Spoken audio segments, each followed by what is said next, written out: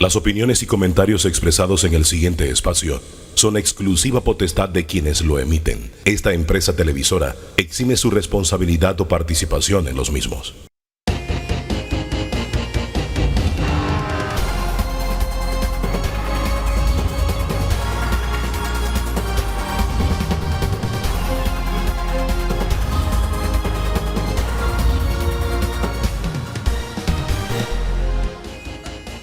¿Qué tal? ¿Qué tal? Muy, pero muy buen día. Bienvenido, bienvenida. Esto es Debate Abierto. Este encuentro dominical que tenemos con el análisis, la opinión, las diferentes corrientes de punto de vista sobre la realidad nacional e internacional. Don Danilo Toro, usted vino hoy al punto. Así es. ¿Y por qué dice que así es? Porque estoy al punto. No, es porque su gatito es de punto hoy. Ya. Sea serio. ¿Ah? No lo había cogido. Sí, pero de repente no se había dado cuenta. De repente a mitad de camino, de repente que hago un cambio. No, hombre, no sea serio. Yamile Lichón, está bien que sea así. Yamile Lichón, diputada de Vamos, está con nosotros. Bienvenida. Gracias. Y Luis Eduardo Camacho, RM, nos acompaña. Eduardo Camacho Castro, sí. Y en la curul permanente. Así le llamamos a esa silla, la curul permanente. Hay invitados que vienen directo y se sientan aquí. ahí. Usted sabe que el viernes don Luis Eduardo estaba hablando aquí con la dama y me dice, tenemos una alianza con un diputado muy famoso. Y yo pensé, bueno, como ella es de Colón, tiene una alianza con don Jairo Bolota, pensé, muy famoso. Pero resulta que no, que la alianza es con usted. Yo me quedé sorprendido sobre esa alianza. Pero es que al final la política es el arte de lo posible, don Danilo Toro.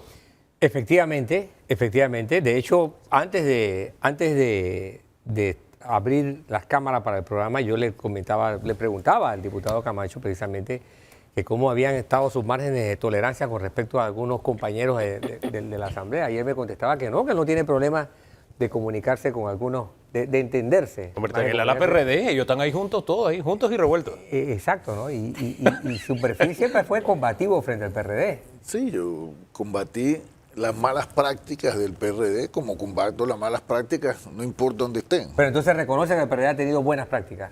En algunas figuras y algunos momentos sí. O sea, yo siempre he dicho, en todos los partidos hay gente buena y hay gente mala. Y como en la sociedad hay gente buena y hay gente mala. Y ahora, el PRD de ahora, yo opino que hay más gente buena que gente mala. El problema es que a veces la gente mala, la gente buena le deja el espacio a la gente mala. Entonces, ¿quién va a sobresalir? Los buenos somos más, entonces es el eslogan. Dice un pensamiento, lo más malo de la gente mala es el silencio de la gente buena. Pero a mí no me dejó de asombrar, a mí no me asombra este acercamiento con el PRD y que estén allí juntos y revueltos en la misma área de la Asamblea. Pero cuando usted me dijo que su aliado era el señor Camacho, ahí sí me sorprendí, fíjese. No puedo decir que no, me sorprendí. Me lo dijo el viernes en Radiografía. Sí, pues esta alianza estratégica nació producto de algo que tenemos en común en nuestros distritos, tanto en Colón como en San Miguelito.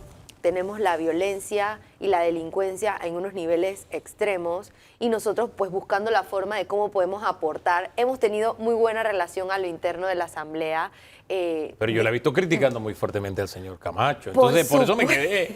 Y además ustedes son independientes. Vamos con RM, que es política tradicional. Y ella es intensa como yo también. No lo voy a negar. Sí. Hemos tenido momentos álgidos. Y yo creo que eso es parte de todo lo que se vive al interno de la Asamblea, ¿no? Tenemos momentos en donde no estamos de acuerdo. Yo, por ejemplo, en la Comisión de Gobierno, donde ganó el diputado Camacho, no estaba de acuerdo con eso. O sea, yo quería que ganara la diputada Yanin Prado. Inclusive le pedí el voto al diputado Camacho y traté de quitarle un par de votos al final, pero bueno, no lo logré. Ahora, él se da por ganador semanas antes, porque él aquí no vino a un programa y dijo, pero yo no niego mi aspiración a presidir gobierno y estoy casi seguro que estaré al frente. Y 2 semanas después. Yo dije que los votos se contaban el día de la elección, no antes, ¿no? Y llegó ese día. Pero mira, hablemos de esa alianza porque me interesa. Hoy vamos a hablar del tema de las violaciones, los depredadores sexuales y demás. Y me interesa saber en qué consiste esta alianza, precisamente Colón y San Miguelito. Bueno, ese proyecto que mencionas, la nueva modificación a la ley que existe, se aprobó en primer debate en la Comisión de Gobierno. Esta semana. Y era de Paulette Thomas. Sí. Y no solamente se aprobó esa iniciativa de Paulette Thomas, aprobamos en la primera reunión de esta nueva legislatura un proyecto presentado por Pedro Quijano, diputado suplente de la diputada Hernández, porque mira, para mí las rivalidades políticas no pueden llevarnos ¿cómo se llama?, a no entender que lo que nuestros enemigos, ¿qué tienen que ser? La pobreza, la desigualdad, la falta de oportunidades, la corrupción, eso tienen que ser nuestros enemigos. El día que los políticos dejemos de hablar y de trabajar juntos, entonces ahí entra en crisis el sistema. Por eso, mira, yo he tenido diferencias no solamente con la diputada Chong, sino también con la diputada Brenes.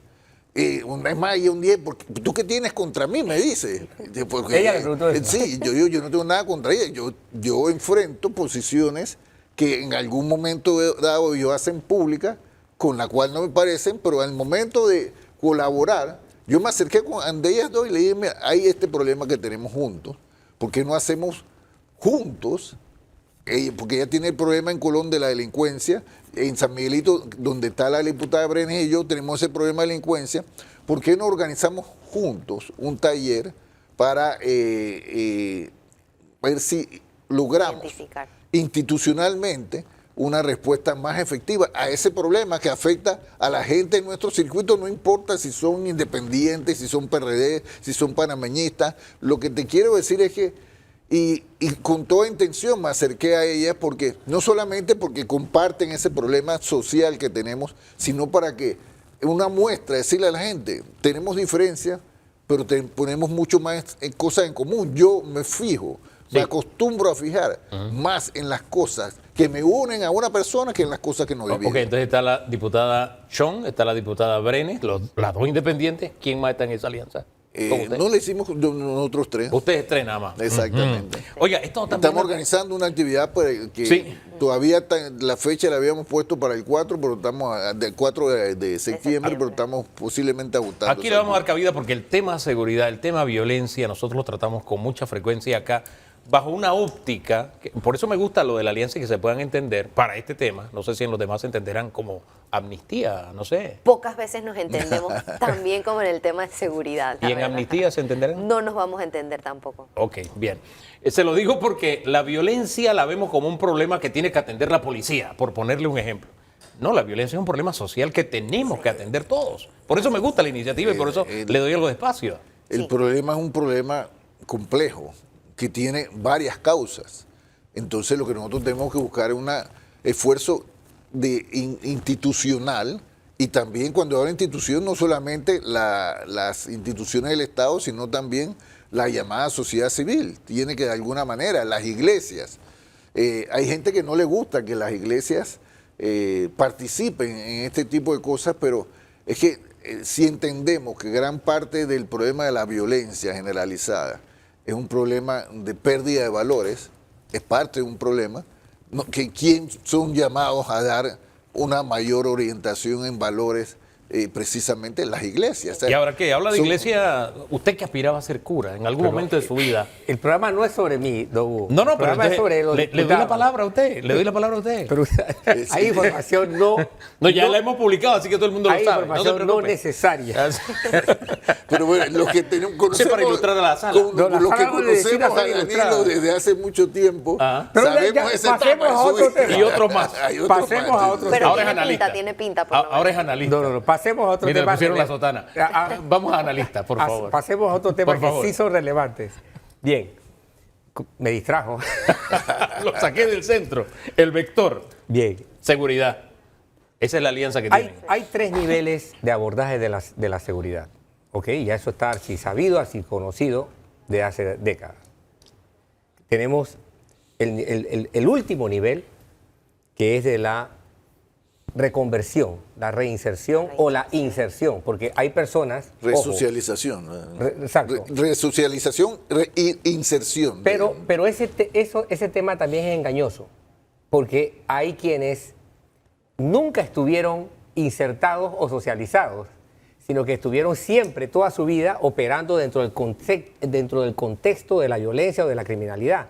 O sea, el Por que lo lo hizo desde niño. Exactamente. Eso fue lo que conoció desde niño. Por lo tanto, resocializarlo, no cabe utilizar el concepto allí. Yo soy un crítico de eso. Ese concepto es cuidadoso porque nos engaña un poco. Hágame un alto porque de eso hay mucho, tanto en Colón como en San Miguelito. ¿Cómo lo enfrentamos? Bueno, es que como es un tema de la resocialización, se parte del que ya formalmente ha estado detenido. Fíjate. Pero hay quien ha estado detenido y no conoce, nunca ha socializado. Por eso te hablo, porque la gente ve la Constitución. ¿Cuál es el principal elemento de la pena? Diputado, No que la gente esté metida en la cárcel. Claro. Ese es un elemento. Diputado, Constitucionalmente, el principal elemento de la pena es una etapa de resocialización Sí. y de reinserción Claro, a la gente, porque no se trata, mira, que diga la gente, tú dices, este no es el camino correcto, tú tienes que buscar las normas de la sociedad, respetarlas. Pero la tesis de Danilo es cómo yo reinserto a quien Exacto, nunca ha estado exacto. inserto. Y lo quiero demostrar de esta forma. A ver. De tal hecho, esto es tan común. Claro, hay que hablar de resocialización, pero esto es tan común que mucha de la gente, me interesa esta línea. la gente que está en la cárcel, ¿sabe a qué dedica su tiempo? A pensar cómo puede volverlo a hacer no cayendo en la cárcel. Mejor, Sí. ¿cómo Su puedo concepto hacerlo de mejor? resocialización. Mejor entre comillas. Su concepto de resocialización es ese. ¿Por qué? Porque si en la cárcel, en el sistema penitenciario, no hay esos programas elaborados científicamente de resocialización o sencillamente no existen. ¿A dónde va? ¿Qué va a estar la gente? Ahí tienes en la cárcel a mucha gente delinquiendo, llamándote los teléfonos Ojo, para estafar a la gente. ojo, ahí- Ahora, yo parto del criterio, Danilo tiene razón, pero mira, si nosotros pensamos de que, bueno, o sea, si no vamos a hacer nada para que cambie, no, eso hay que cambiarlo. Y yo siempre he dicho, una persona, una sola, que tú rescates del mal vivir es importante. Pero no solamente rescatarlo, decirle que la persona llegue a entender que el camino que tomó no era el correcto, era un problema que atentó contra la sociedad y contra ellos mismos, sino también la oportunidad, porque a la gente, si tú le dices, bueno, cogiste el mal camino, porque cuando sale, incluso viendo que no le dan trabajo, está estigmatizado, hay un problema. Por eso es un problema que tiene que ser integralmente abordado. Así es. No solamente por el tema de los que manejan este tema, porque además, mira, de los que manejan el tema de la seguridad, porque, mira, para mí hay gente que la principal línea de enfrentar el tema de la delincuencia y de la violencia, la gente dice la policía, no, la policía es un disuasivo. La principal herramienta para combatir la delincuencia tiene que ser la inteligencia. Y lo que hace falta mucho en este país es inteligencia verdadera. Ahora bien, ahí estamos hablando de la delincuencia del barrio, del que no ha tenido oportunidad, qué sé yo. Pero hay otro tipo de delincuencia. Así es. La de cuello blanco, la corrupción, etcétera. Y me quedé pensando que con el tema de la amnistía usted dice, ay, yo no estoy. No estoy. Esa fue su respuesta, ¿verdad? Y hay una agenda anticorrupción que forma parte precisamente del bloque que tomó el poder en este año en la Asamblea. ¿Realmente esa agenda anticorrupción se podrá echar adelante? Y le damos la bienvenida a un invitado más que se suma a este debate abierto. Se trata de don Javier Sucre, diputado del PRD. Bienvenido. Gracias, gracias. Ahí está cogiendo aire todavía. ¿Subió la escalera corriendo o cogió el ascensor? No, venía con calma. Con calma. Muy bien. Lo veo así medio agitadito. Acompañándola. Tranquilo. Venimos bien. Esa agenda anticorrupción se podrá enfrentar. Hablemos de esa otra delincuencia. Mira, definitivamente que son dos tipos de delincuencia distintos y voy a hablar principalmente de lo que estábamos en el punto anterior y era la delincuencia que nosotros enfrentamos en Colón cuando vimos esto que queríamos hacer. Son dos tipos. Uno, que es la delincuencia organizada, que estamos hablando del narcotráfico y demás, el problema entre pandillas que se terminan matando y siempre se llevan a un tercero inocente en el camino. Y está la delincuencia común, que es la que tú terminas teniendo un asalto o un robo en tu casa y demás. Que en Colón esa es muy baja. La que más nos afecta en Colón, estadísticamente, según el Ministerio de Seguridad, es la delincuencia organizada. Entonces, nosotros teníamos que buscar una forma de cómo atacar este problema y ahí lo que buscamos era, ¿qué estamos haciendo? Porque siempre buscamos el final, ¿no? El final del túnel, pero ¿qué estamos haciendo antes?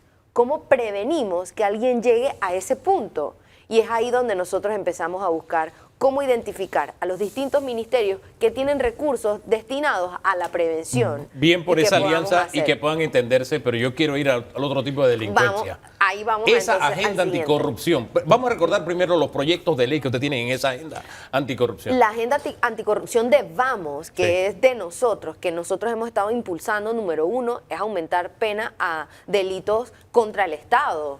Por ejemplo, por eso no vamos a poder estar de acuerdo nunca con una amnistía, porque consideramos que hay una sentencia sobre una persona que ya no está en este país, que está en otro país. Nosotros no podemos avalar eso. También estamos buscando la no prescripción de los delitos en contra de la administración pública. Entre esos tenemos cualquier infinidad de proyectos que van en búsqueda de transparentar el Estado, de combatir la corrupción, y es ahí donde le pedimos el apoyo al honorable Camacho, en donde estoy segura que si él dice que nuestro punto en común es la corrupción, combatirla, No, ahora sí. o sea, combatir la corrupción, entonces yo estoy segura que vamos a contar con todo su apoyo a lo interno de su comisión y con su mira, voto Si es también. combatir la delincuencia en todos los escenarios, Pero ¿o es que, no, vuelvo y te don Luis digo, Eduardo? mira, si tú te sorprendiste cuando te dijeron que nos habíamos puesto de acuerdo para abordar ciertos temas, yo te aseguro que la diputada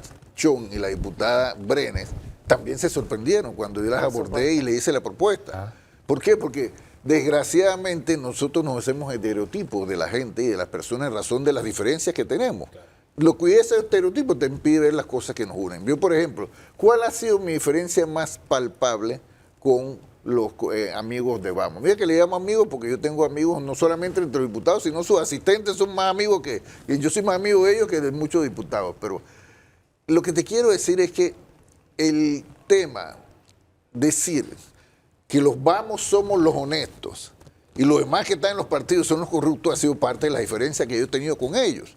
Porque estoy en un partido porque yo creo en los partidos políticos como la vía más idónea para el ejercicio de la vida política en democracia. No la única, pero para mí la más idónea. Y la prueba está que, fíjate, cuando llega un dictador, no importa si sea de izquierda o derecha, lo primero que hace es abolir los partidos políticos y atacar a los medios. Pero, volviendo acá, entonces ese es ese discurso excluyente al que yo he enfrentado, porque ellos pueden tener un discurso, pero yo tengo una vida probada que nadie me puede señalar de ningún tipo de mala conducta. Ustedes se mantienen en ese discurso de que ustedes son los buenos, los honestos, los correctos.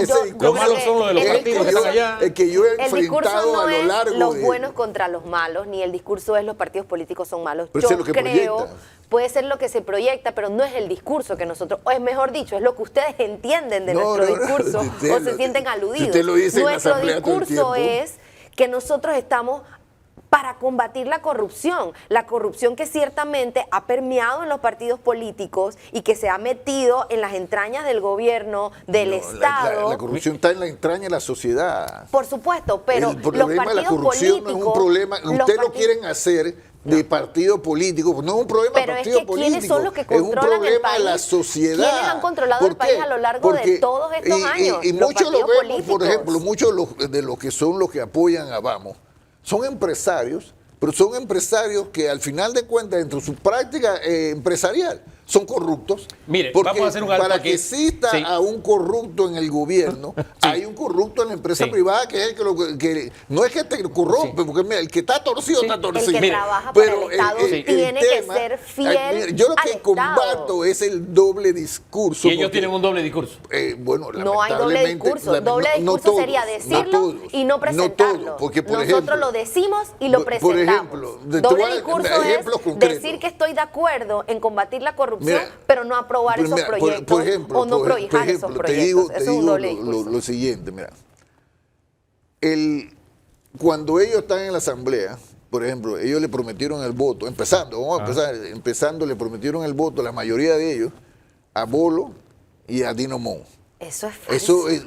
Son realidades que ahí estaban. Ellos lo contaban con esos votos. Al final de cuentas, tomaron una posición política en razón de eso. Además de eso, El señor Bolo cuando Flores no estábamos necesitaba nuestro voto para eligiendo, ganar. cuando estábamos Tenía el PRD al CD y a cuando todos los estábamos demás. eligiendo las comisiones de trabajo, Sí. en el primer periodo, Ellos peleaban una participación mayoritaria que no le daban las cifras, porque eso tiene un cálculo científico. Y fíjate, al final decían en la Comisión de Presupuesto, queremos una posición más para dársela a la gente de Moca. No es cierto. Y esa posición de Moca es para Cedeño.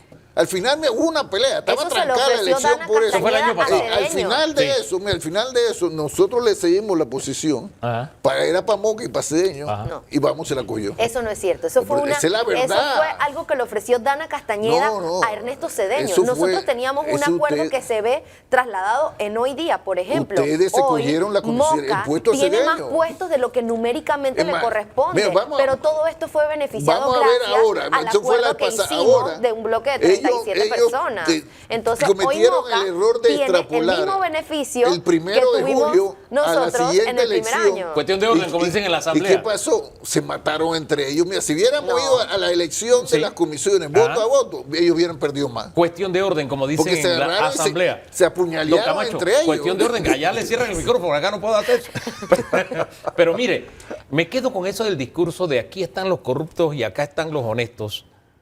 Y no sé si interpreto mal, pero cuando ustedes dicen con el PRD ni a la esquina, es más, fue parte de la negociación hace unos días nada más, es que allá están los malos y acá están los buenos, yo creo que me responda y que el PRD se sume entonces a la respuesta, pero luego de la pausa.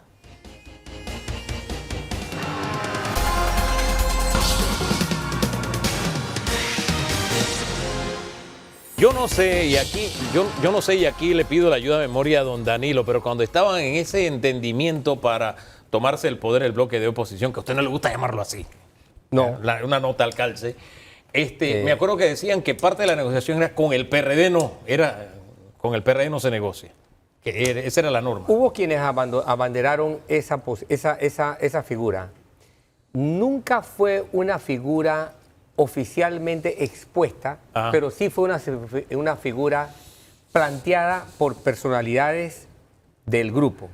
Entonces, Y aquí no lo decían. aquí no los decían, Sí, señor. efectivamente, aquí no lo decían. ¿Y cómo? Ahora, Sí. pero también esa era la posición de aquí del diputado. Hace años. Hace años. Hace No años. ahora.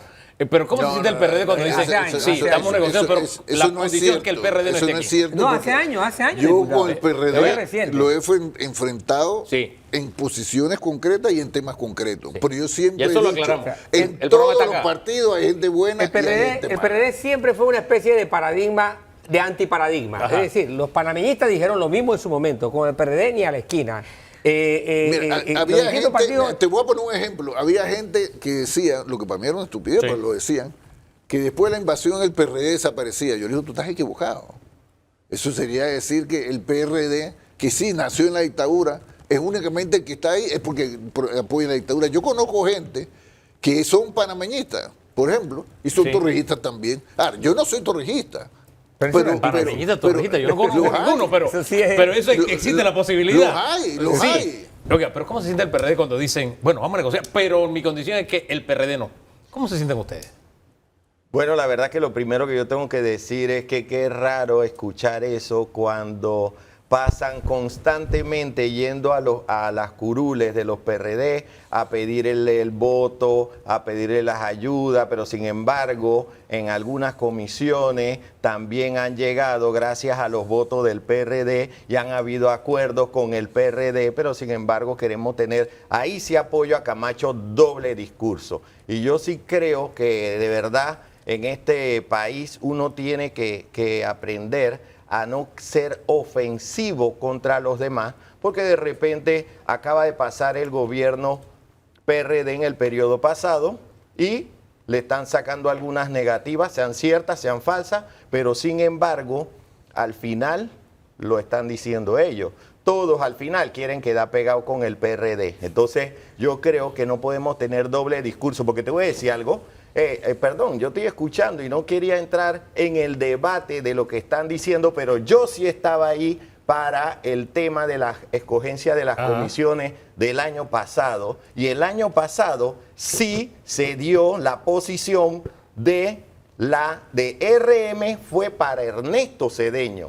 Y después, posteriormente, se la Eso quitaron. fue una decisión de y- Dana Castañeda. Ah, nunca bueno, entonces si Ernesto fue de Dana Cedeño, Castañeda, nunca entonces Ernesto no Cedeño era de estuvo ustedes. Entonces, en yo el creo que acuerdo no de podemos nosotros a tener lo ese interno doble para discurso, estar porque en si la tú te Comisión de vas a Presupuesto. las Nunca redes, estuvo. búscate en las redes y hay personas que tienen redes muy grandes, importantes, y hoy día están saliendo que la gente está arrepentida también de haber Pero es que, votado. mira, a mí me extraña eso los de la diputados posición con el de que, grupo de Vamos. no, Entonces yo mira, creo que hay que tener un la manejo y un asamblea, respeto mira, en la todo. asamblea Hagamos nuestro trabajo. se hacen acuerdos todos los días.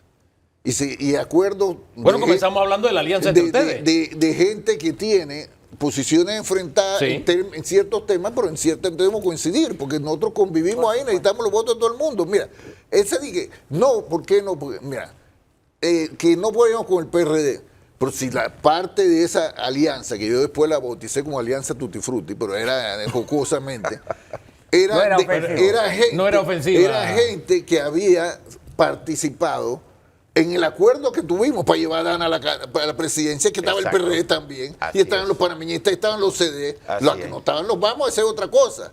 Pero el resto de esa, la alianza Tutti Frutti, era la gente, pues y aquí nosotros no acusamos a nadie de traidor como si acusan algunos de Vamos, porque hay gente que no votó por ellos. Pero mira, No, nosotros claramente acusamos. ustedes han Mira, acusado a nosotros diputados de hemos Vamos sin nosotros tener no hemos una acusado, real fíjate, prueba no de que hemos fuimos acusado. nosotros los que nos volteamos Mira, en la nosotros votación no hemos secreta cuando eso acusado nunca ocurrió. a nadie Ustedes tienen una prueba de que de fue la alguien de alianza Vamos, Tutti no lo Frutti, tienen. de la alianza Tutti Frutti, no acusamos porque apoyaron a Eduardo, a Jorge Herrera y con Vamos y apoyaron en su momento a Dana. Es que Dana llegó con el apoyo de toda esta Claro, gente. pero es que ese es lo estas natural. elecciones eran Este- cruciales. entonces, Era decidir entre Jorge Herrera o Shirley Castañeda. ¿Y o cuál sea, es el problema ahí con no Shirley había, Castañeda? vuelvo y repito, ahí no había ¿Y cuál es una el problema forma de nosotros cuál es el decir, problema bueno, para ver? entonces vamos a poner un candidato Pero ¿cuál al es el final para problema con dividir Shirley los, Castañeda? los votos. Nosotros lo dijimos desde el día 1. Nosotros sea, que el problema de usted era Shirley. No, no era Shirley. Ah, era eso es lo lo que que tú dijiste. representaba a Shirley. Digo, era la Eso es lo que candidata tú de dijiste. ustedes.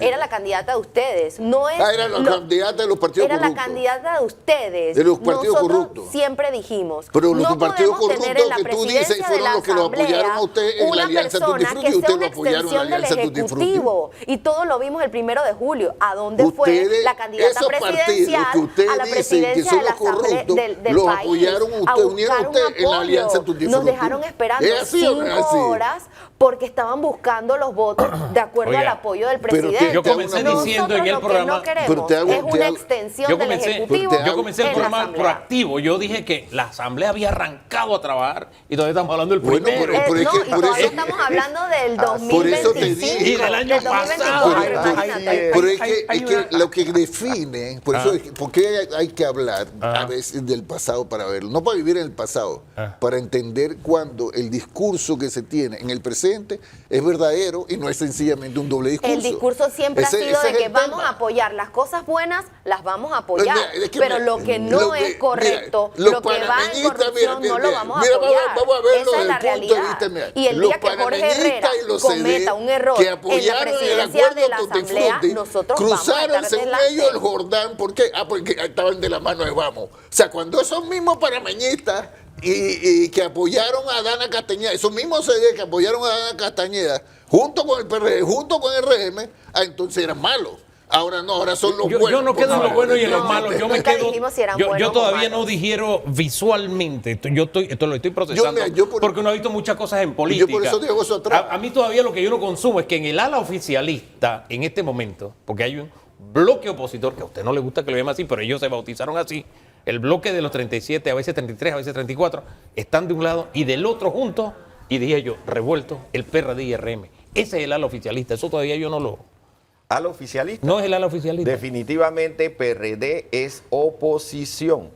Porque si Eso hay no lo una verdad. demostraron el 5 pero, de es que mayo pero es que cuando votan del con 2024. gobierno. No, eso no fue cuando lo que votan demostraron con el 5 de gobierno, mayo del entonces 2024, no son que gracias oficialistas. al PRD Déjeme hablar, ganó honorable. José Raúl Mulino. Usted quiere ensañarse que usted cree que son los dueños No, para de nada. la verdad y están totalmente Para equivocados. nada. Porque entonces, ¿por qué si votan con gobierno en algunas cosas? Ustedes Nosotros llevaron sí a la hemos presidencia a dicho, José Raúl Mulino. nosotros Esa es la verdad.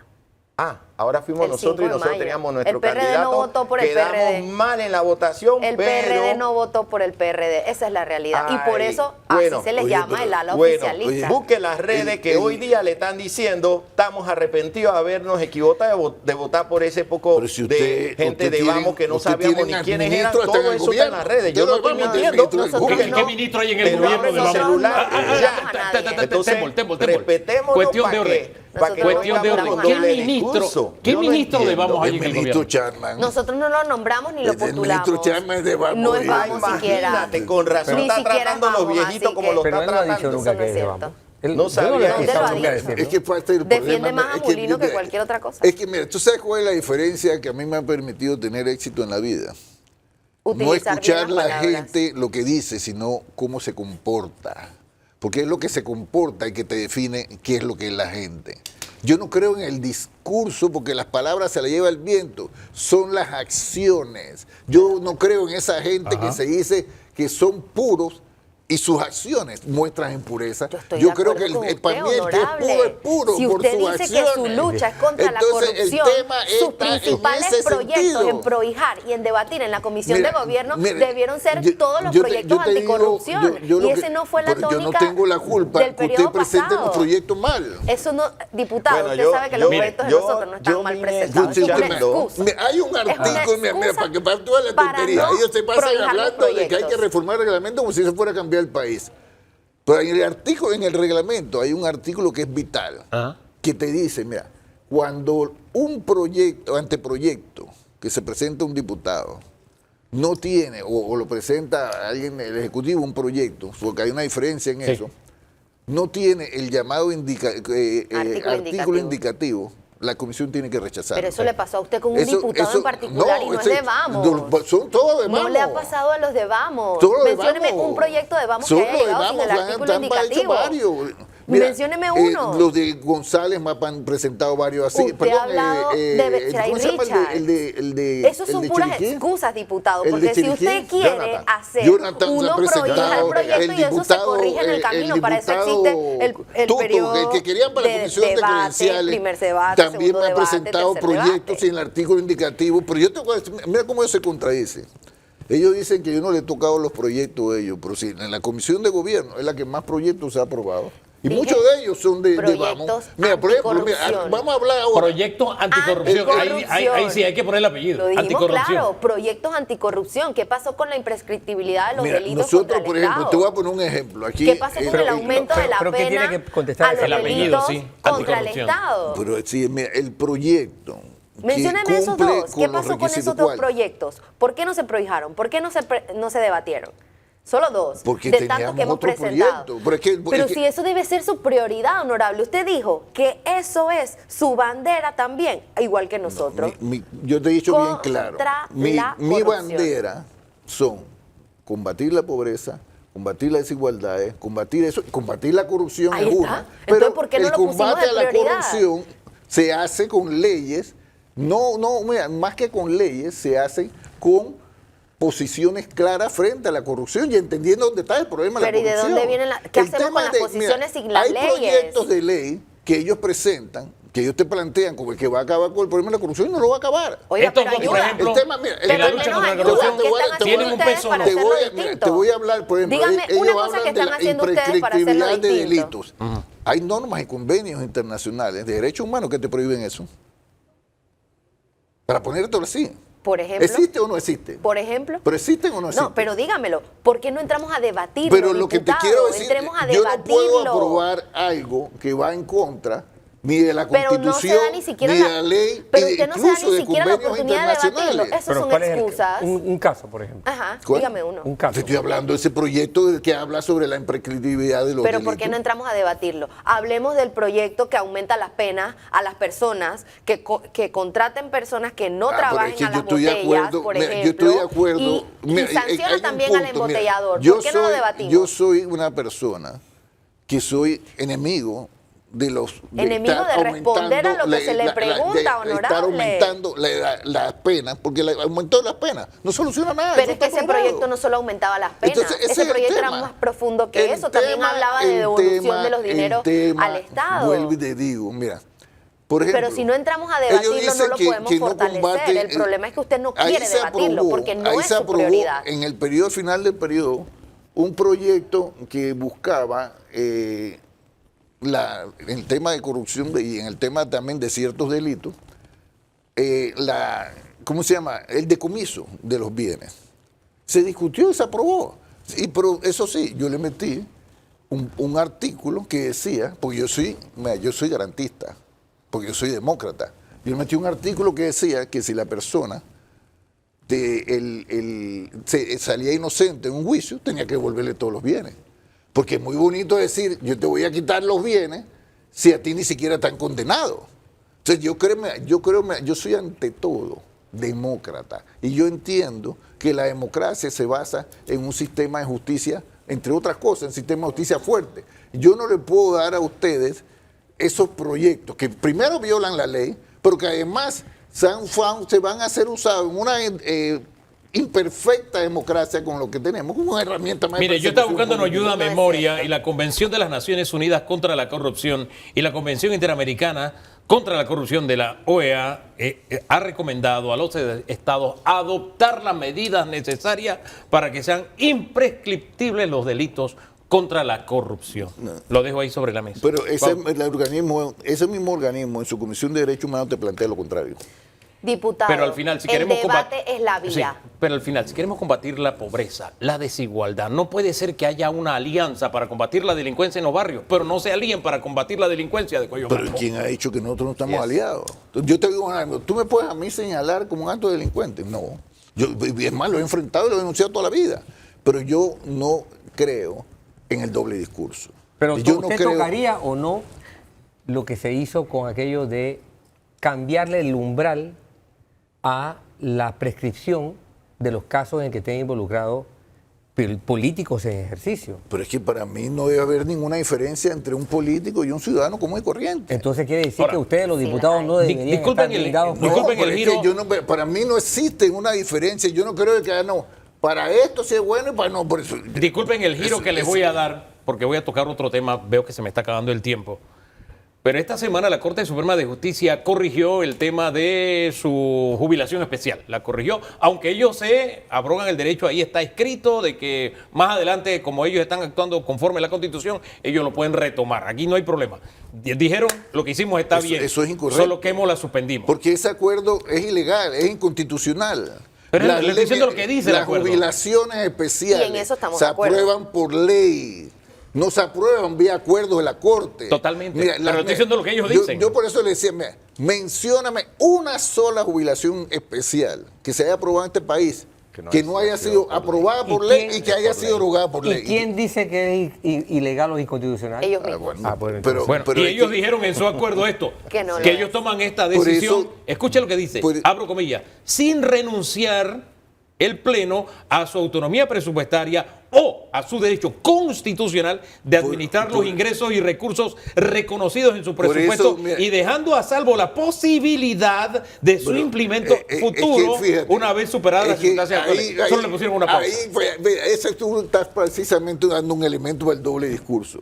Cuando yo planteé públicamente, en razón de los proyectos que yo presenté para desarrollar normas constitucionales, que no era una ley de amnistía, pero aquí la bautizaron todo en la Asamblea con ley de amnistía. ¿Era o no era una ley de amnistía? No era. Ahí no se otorgaba ninguna ley de amnistía, una amnistía a nadie, pero en ese momento, porque además es el discurso que tengo desde que salió el fallo ese famoso, dije, nosotros no podemos permitirle a la Corte que legisle vía fallos y vía acuerdos. Lo dije. En ese momento, me cuestionaba, que dice que no podía hacerlo. Le cuestionaban el proyecto que ustedes estaban discutiendo en primer debate de la amnistía. Pero si yo no tenían nombre de los casos y todo. No, o sea, eso era yo descarado. presenté un proyecto de ley de amnistía. No, lo presentó el diputado Jairo Bolota. Yo presenté un proyecto precisamente por lo que estás hablando. Porque una de las cosas que tiene debilidad nuestra democracia es que le hemos permitido al órgano judicial y al tribunal electoral, porque no lo excluyo a esto, que legislen vía fallos o acuerdos. Y esa función legislativa está dada para la Asamblea Legislativa, de acuerdo a nuestra Constitución. Ahora, pero en ese momento, claro, como le estaba el discurso de que si era amnistía o no, pero me voy a la desacomodar. otra cara de la moneda. Me voy a la otra cara de la moneda. Mientras eso pasa de este lado, donde se habla de miles, millones, la jubilación dorada y demás, a nuestros jubilados esta semana no les dieron el aumento que por ley está establecido. No estamos hablando de un proyecto. Y tienen que esperar porque están buscando los fondos. Usted fue el papá de esa criatura. La verdad es que nosotros creamos ese proyecto donde se hizo el análisis con los recursos correspondientes y de dónde salían los recursos, y los recursos están.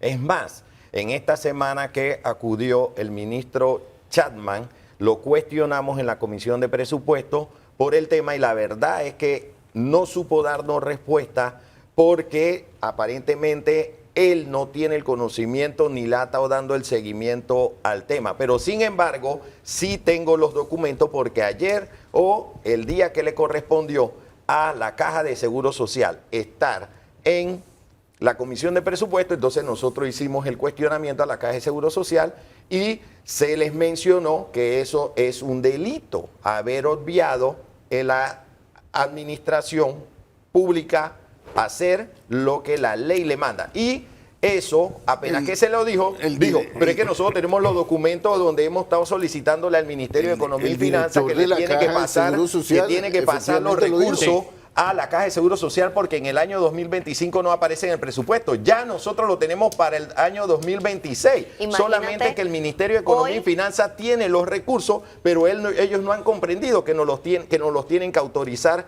para poder tener el crédito extraordinario y hacerle el pago a los jubilados. Imagínese, hoy estos jubilados reciben el 60% de su salario.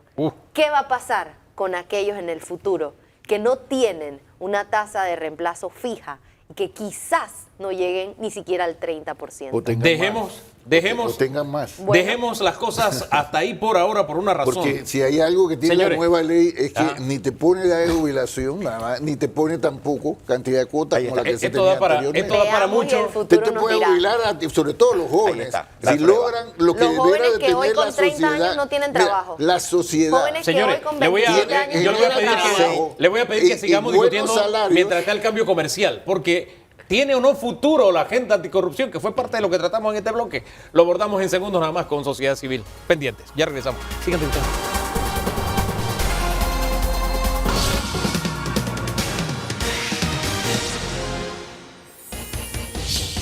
Tal como comenzamos diciendo esta mañana, la Asamblea se puso a trabajar.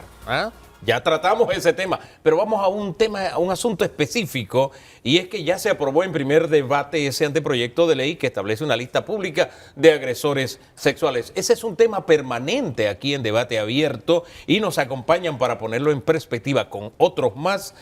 Suki Yard, de la Fundación Vida Mujer, gracias, bienvenida. Buenos días, gracias. Al igual que Lucy Córdoba, caminando por la infancia y camina por todo el país, la viste en Boca del Toro. Esa es su tierra, ¿no? Sí. Esa es su tierra. Y Lesbia González, psicóloga forense. Fíjese que ya está en la curul permanente, se dio cuenta. Así es. En la que es a su lado, ¿no? La veo de candidata. Sí, señor. Dimos un paso adelante. ¿Por qué es necesario que se haga pública esta lista?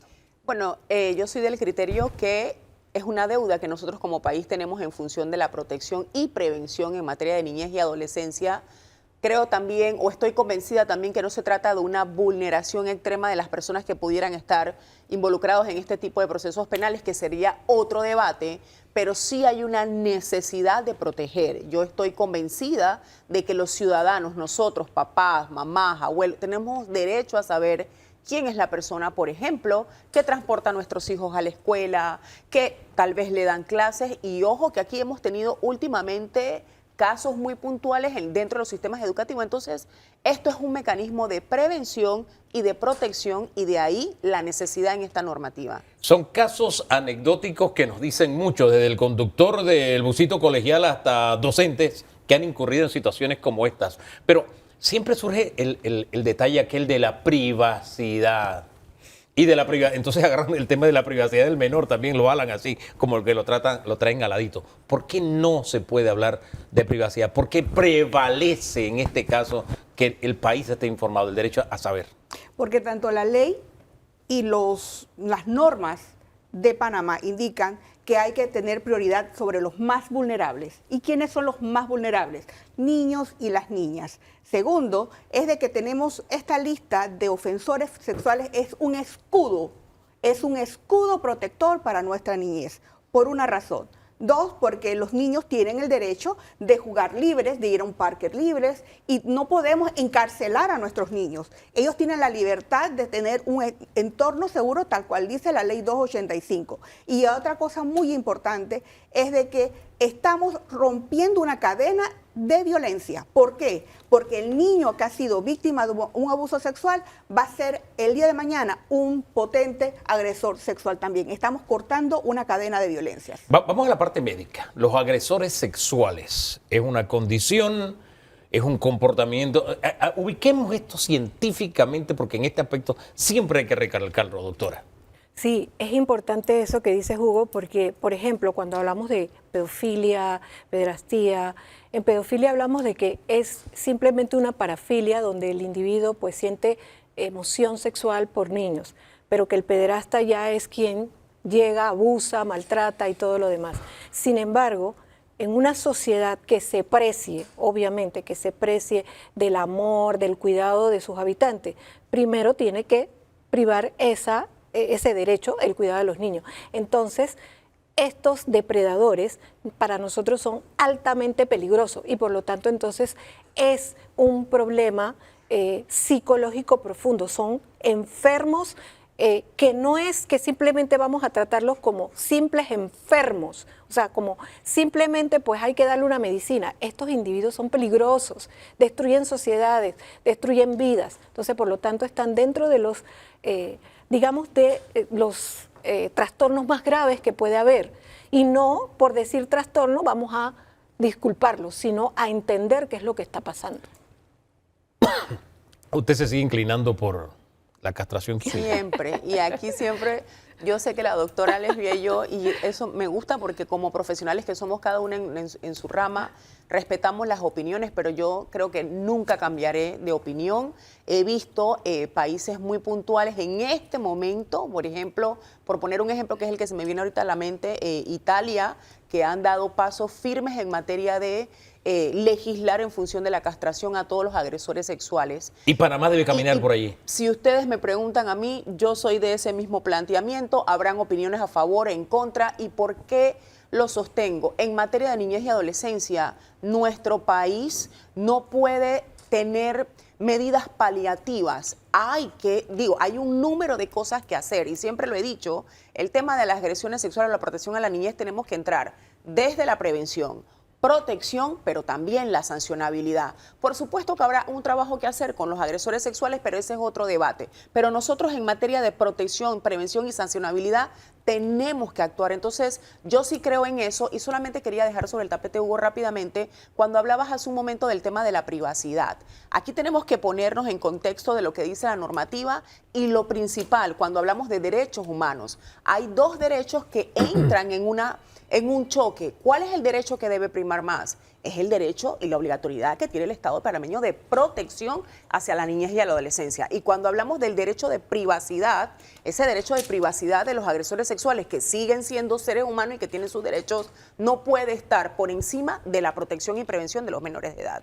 Aquí siempre planteamos que están todas las corrientes de pensamiento y no puedo hablar de castración química y que usted se quede como espectadora, doctora. No, lo que porque usted está en el otro polo, en el polo opuesto. Claro, es que lo que pasa es que sí es una emoción de que queremos cortarlos, ¿no? Cortarles y cortar la situación. Sí, pero el tema es que médicamente se ha comprobado que solo se le puede hacer a algunos y además es muy caro. Eso en realidad nació como un tratamiento, no para castrar, sino un tratamiento a disfunciones sexuales. Entonces, es un tratamiento que demora mucho tiempo, son inyecciones y no se le pueden poner a todo el mundo. Si fuera una cosa más sencilla de ponérsela a todo el mundo y que realmente impidiera la emoción sexual, pero no tampoco la impide del todo, porque entonces muchos se les castra, pero también utilizan objetos, cosas, todo. O sea, eso es lo que digo. O sea, no es tanto lo que Suki quiere decir que la comprendo. Esa parte todos lo queremos, no castrarlos. Pero el mismo tratamiento en sí no es como muy falible o no nos va a ayudar mucho. Hay que hacer otras cosas.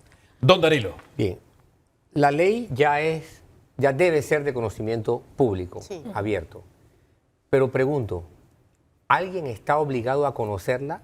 La ley, por ejemplo, dice que centros escolares, centros de cuidado de niños, este tipo de instituciones, ¿la ley no dice quién está obligado a conocerla? Pregunto. Toda persona que va a trabajar en un centro infantil en donde existan niños, ya sea escuela o centros infantiles, tiene que presentar un registro de no agresor sexual. Y eso lo tiene que solicitar en la DJ. Eso lo indica la ley. Pero fíjense mi pregunta cuál es. Eso lo hace el que va a trabajar. Exacto. Pero mi pregunta es, si la institución contratante está, no está nadie obligado a conocer No. la lista. Ok. La normativa que tenemos actualmente, que está vigente, establece la obligatoriedad para instituciones a solicitar y Exacto. poder tener acceso a la información que la maneja en este momento la DJ. ¿Qué es el proyecto que está o los cambios que puede tener la normativa en este momento? En este momento la ley es restringida para nosotros los ciudadanos normales, comunes y corrientes. Para usted, para mí, nosotros no tenemos acceso. Pero tienen acceso los directores de la escuela, ellos la pueden solicitar, tienen acceso otras instituciones, le pueden solicitar siempre y cuando protegiendo la privacidad de las personas. Pero en este momento, ¿qué es lo que pretende la normativa? Y aclaro que es un proyecto en el que yo siempre creí y siempre propuse desde antes. En este momento hay algunas que otras cositas que debemos ver también y entrar al debate para fortalecer, porque si bien es cierto, sí, tenemos que proteger a la niñez, pero tampoco podemos caer en el otro extremo de tomar una información para dañar Exacto. a la ciudadanía. ¿Y cómo lo hacemos? Y bueno, ahora hay que entrar en el debate a fortalecer. Vamos a un segundo debate. Hay que entrar a decir, oye, adecuemos aquí el que tome la información para chantaje, que puede pasar, Claro. cuidado con esa. O sea, en derecho nosotros no podemos obviar ningún escenario. Tenemos que tratar de cubrirlo todo y la ley no puede quedar a la subjetividad de ninguna persona. Entonces hay que entrar en el segundo debate a ver cómo empezamos a fortalecer, sin olvidar el objetivo principal definitivamente, que es la prevención, la protección y el derecho de los ciudadanos a saber si la persona que tengo a mi lado ha sido condenada debidamente como agresor sexual. Y ahí entramos a otro debate, que lo conversaba hace un momento, el fortalecimiento de nuestro sistema investigativo. Nuestro país en materia de investigación tiene una debilidad y hay que entrar también a reformar. Ahora bien, estos agresores sexuales también chocan con algo que se llama la cultura. Hay áreas de nuestro país donde tenemos que sacarle la punta al lápiz con mucho detalle, con mucho detenimiento. Y ustedes se han mirado la una a la otra porque a veces poner estos temas sobre la mesa es como no ser políticamente correcto. Pero tenemos que sincerarnos si de verdad queremos enfrentar este problema social. Usted que está por el área de Bocas del Toro con mucha frecuencia, usted debe tener información sobre el particular. Claro, voy a decir una realidad. Primero, que los programas de niñez no pueden ser cada 5 años. Y segundo, que la niñez no va de la mano siempre con la política. ¿Por qué?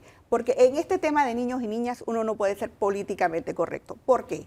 En la comarca Nove Buglé hay un aumento de abusos sexuales. Claro. En la comarca de Emberá, el año pasado hubo un aumento del 265%. Si nosotros comenzamos a hacer este listado de agresores sexuales, lamento decir que van a haber áreas de la comarca que van a quedarse sin varones. No es un tema de cultura. Repito, ¿qué prefiere Panamá? Aquí me gusta mucho este proyecto de ley, porque aquí vamos a dividir quién realmente va a cuidar la niñez o defiende la niñez con hechos y quién realmente defiende la niñez con palabras. O sea que culturalmente, si yo tengo un grupo étnico que tradicionalmente ha considerado que una vez la persona comience, por ejemplo, a menstruar, ya se convierte en mujer que puede tener pareja. ¿Entra esa cultura en choque con lo dispuesto en la ley? Por supuesto. Por supuesto Los que derechos sí. de los niños y de las niñas no tienen nada que ver con una cultura. Los Así niños son es. sujetos de derechos. Bien. No tiene violencia es violencia. Es que no hay dos tiene nada que ver Panamá, con cultura. no hay dos con Panamá. cultura. y Eso esa- tiene que quedar bien claro Bien porque, claro. No, porque, es que, mire, una cosa es la tradición cultural y otra cosa es las disposiciones jurídicas. Si ustedes me preguntan a mí, a mi opinión personal, Panamá ha sido cómplice porque la realidad se conoce y no se conoce de ahora. Y no existen, reitero, dos Panamá. Ahí hay una normativa y Panamá tiene otra. La normativa aplica para todo el ámbito Territorio nacional, nacional. para todo el ámbito territorial. Y en ese sentido, usted sabe cuándo es más fuerte, cuando usted va a esas áreas y usted accede a la institución, al Ministerio Público, y que un fiscal le diga, licenciada, pero usted se extraña si eso es lo más frecuente aquí. Entonces es cuando nosotros entendemos que se han normalizado por la cultura, entre comillas, estas conductas que también tienen que ser duramente sancionadas y penalizadas. Y no podemos perder de vista que muchos de los casos que han estremecido al país se dan por esa relación de poder que se da entre un líder espiritual, entre comillas, un educador, un maestro, entre comillas, un padrastro, en fin, tenemos que quitar ese tabú y atrevernos a decirlo independientemente de la posición que tenga el agresor. Es que el punto es victimológico. O sea, hablamos en general, pero ¿qué siente esa víctima? Esa Así niña es. que acaba de tener la Claro. menstruación, pero ella no quiere tener relaciones Así sexuales es. o no quiere que se la toquen, pero tiene que hacerlo. Entonces, ahí es donde nosotros tenemos que entrar en la victimología. Así cómo es. se siente el individuo. Y en la mayoría de estas culturas, que lo podemos decir aquí con seguridad, ellas no quieren. Ellas no quieren hacer su vida, quieren estudiar, quieren hacer cosas. Entonces, Mire, eso es lo que nos debe preocupar. Se me ha puesto la piel, de gallina, porque usted me acaba de recordar algo que aquí analizamos una vez.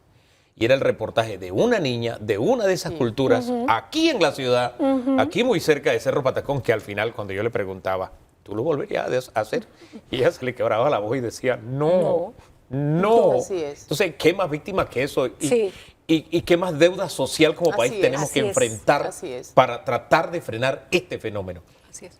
Gracias por su sensibilidad, licenciado Hugo, porque en verdad yo acabo de llegar de Bocas del Toro, estuve en Chiriquí y estuve en Veraguas. Una cosa es ver el noticiero y ver los hechos. Otra cosa es ver la niñez Allá mismo. cara a cara y ver una niña de 4 años, 3 años, 2 meses, totalmente abusada.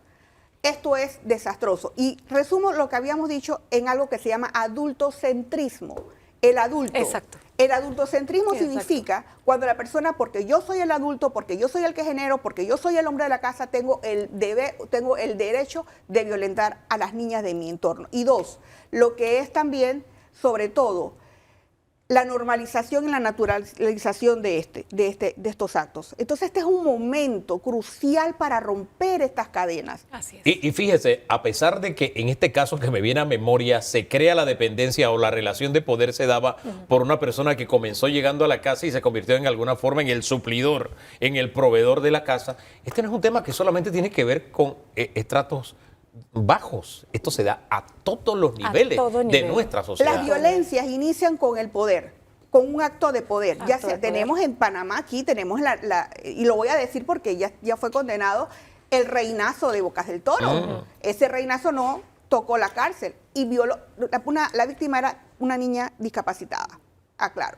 Entonces, aquí es donde la violencia sexual inicia con un hecho de poder Un y hecho de con el poder. adultocentrismo. Y no tiene nada que ver, como dice Hugo, con la condición económica. Lo que pasa es que en la parte de condición económica, generalmente muy alta, no se habla del tema es. o no denuncian. Y hay o no formas de dicen. taparlo Y también. hay Así formas es. de taparlo. Así Eso es lo que pasa. Lamentable y tristemente. Ahora, creo que coincidimos en que vamos en la dirección correcta con este proyecto de ley que Paulette Thomas lo está abanderando y hay que decirlo. Y a propósito que la menciono, quiero mencionar a otro diputado, el diputado Gaitán, Eduardo Gaitán. Eduardo Gaitán. ¿Por qué lo menciono? Porque mi preocupación siempre ha sido esta. Nosotros sacamos leyes y las leyes están ahí, pero la reglamentación se demora. Hace unos días me estaban hablando de una que no se está ejecutando y data del año 20 y todavía no está reglamentada. Entonces el señor Gaitán está presentando un proyecto para establecerle un periodo de tiempo para que se reglamenten las leyes. Excelente. Ahí está la ley Amber, que también guarda relación con este tema. Exacto. Y resulta que todavía no hemos reglamentado la ley. Tarea por hacer. Lucy, que hizo muchos gestos cuando mencioné esto. ¿Por qué? ¿Por qué? Porque en el mes de marzo del 2025 yo fui a una institución aquí en Panamá y tengo de testigo al doctor Danilo, en donde yo dije lo que iba a pasar en este momento. Actualmente, para el julio del 2025, existieron 63 activaciones de alerta Amber. Al día de hoy, 57. Lo que requiere, lo que exige y se proyecta que van a existir para marzo y febrero que nos reunimos, eran cada 30 horas desaparecía un menor de edad. El mes pasado, cada 11 horas. En este mes de agosto, cada 8 horas. ¿Qué significan estas cifras, que no solamente son números, son vidas, que para el año, a finales de diciembre del 2025, van a existir posiblemente más de 500 desapariciones. Y detrás de esas desapariciones, no que se fueron con el novio, hago la salvedad, existen detrás trata de personas, tráfico de niños, explotación sexual, abuso sexual y desapariciones. O sea, y también ya hemos perdido 2 vidas en este año 2025. Así que se necesita voluntad, reglamentación y sobre todo, creo que alguien lo dijo aquí, equipos de inteligencia capacitados y bastante presupuesto, porque este trabajo no es fácil, tampoco barato. Y el número de víctimas sigue aumentando, son vidas humanas, don Danilo. Efectivamente, estamos hablando de un ritmo de promedio de cada mediodía, o sea, cada 12 horas en promedio, como comenzó a como está hoy, está desapareciendo una persona. Lógico, hay algunas que aparecen, Claro. la Fuerza Pública lo dice, el Ministerio Público lo dice, pero la población que está quedando como efectivamente desaparecida va aumentando. Así es. Es decir, tenemos como sociedad que reaccionar ante una realidad clara, contundente. Hay algo que está operando, que está agrediendo a la sociedad, que está agrediendo a los niños, a las niñas, y que no está siendo efectivamente detectado por el Estado en sus distintas instancias. Porque aquí no es una institución, no es la Fuerza Pública per se, no es el Ministerio Público per se, no es migración per se, no es salud per se, es un tejido institucional que hay que ponerlo, realinearlo. Y si me Yo permite, quiero agregar algo en lo que usted acaba de decir, y perdóname, Lucy, muy puntualmente. Aparte de todas las instituciones que usted ha mencionado y que yo tengo algo muy directo y en contra, por ejemplo, el Servicio Nacional de Migración, porque usted lo sabe, si usted va a la frontera de Costa Rica y Panamá, y para muestra el caso de la niña Kailía, que nuestro país le debe a esa familia, porque hasta el sol de hoy nosotros como país no hemos podido recuperar. ¿Cómo saca la mamá de esa niña, una niña panameña, cómo la saca del país por la frontera sin ningún tipo de control que hasta hoy, a pesar de todas las desapariciones que tenemos, yo no he visto, porque yo también he viajado a Chiriquí a ver varios temas, no he visto un control de seguridad para protección efectivo por parte de migración? Y la otra cosa que quiero mencionar, nosotros también desde la sociedad civil, porque nosotros tenemos esta carga, esta lucha, no es un trabajo solamente de las instituciones, tiene que existir una responsabilidad compartida y eso se estableció en el proyecto de ley, o en lo que ya es ley, perdón,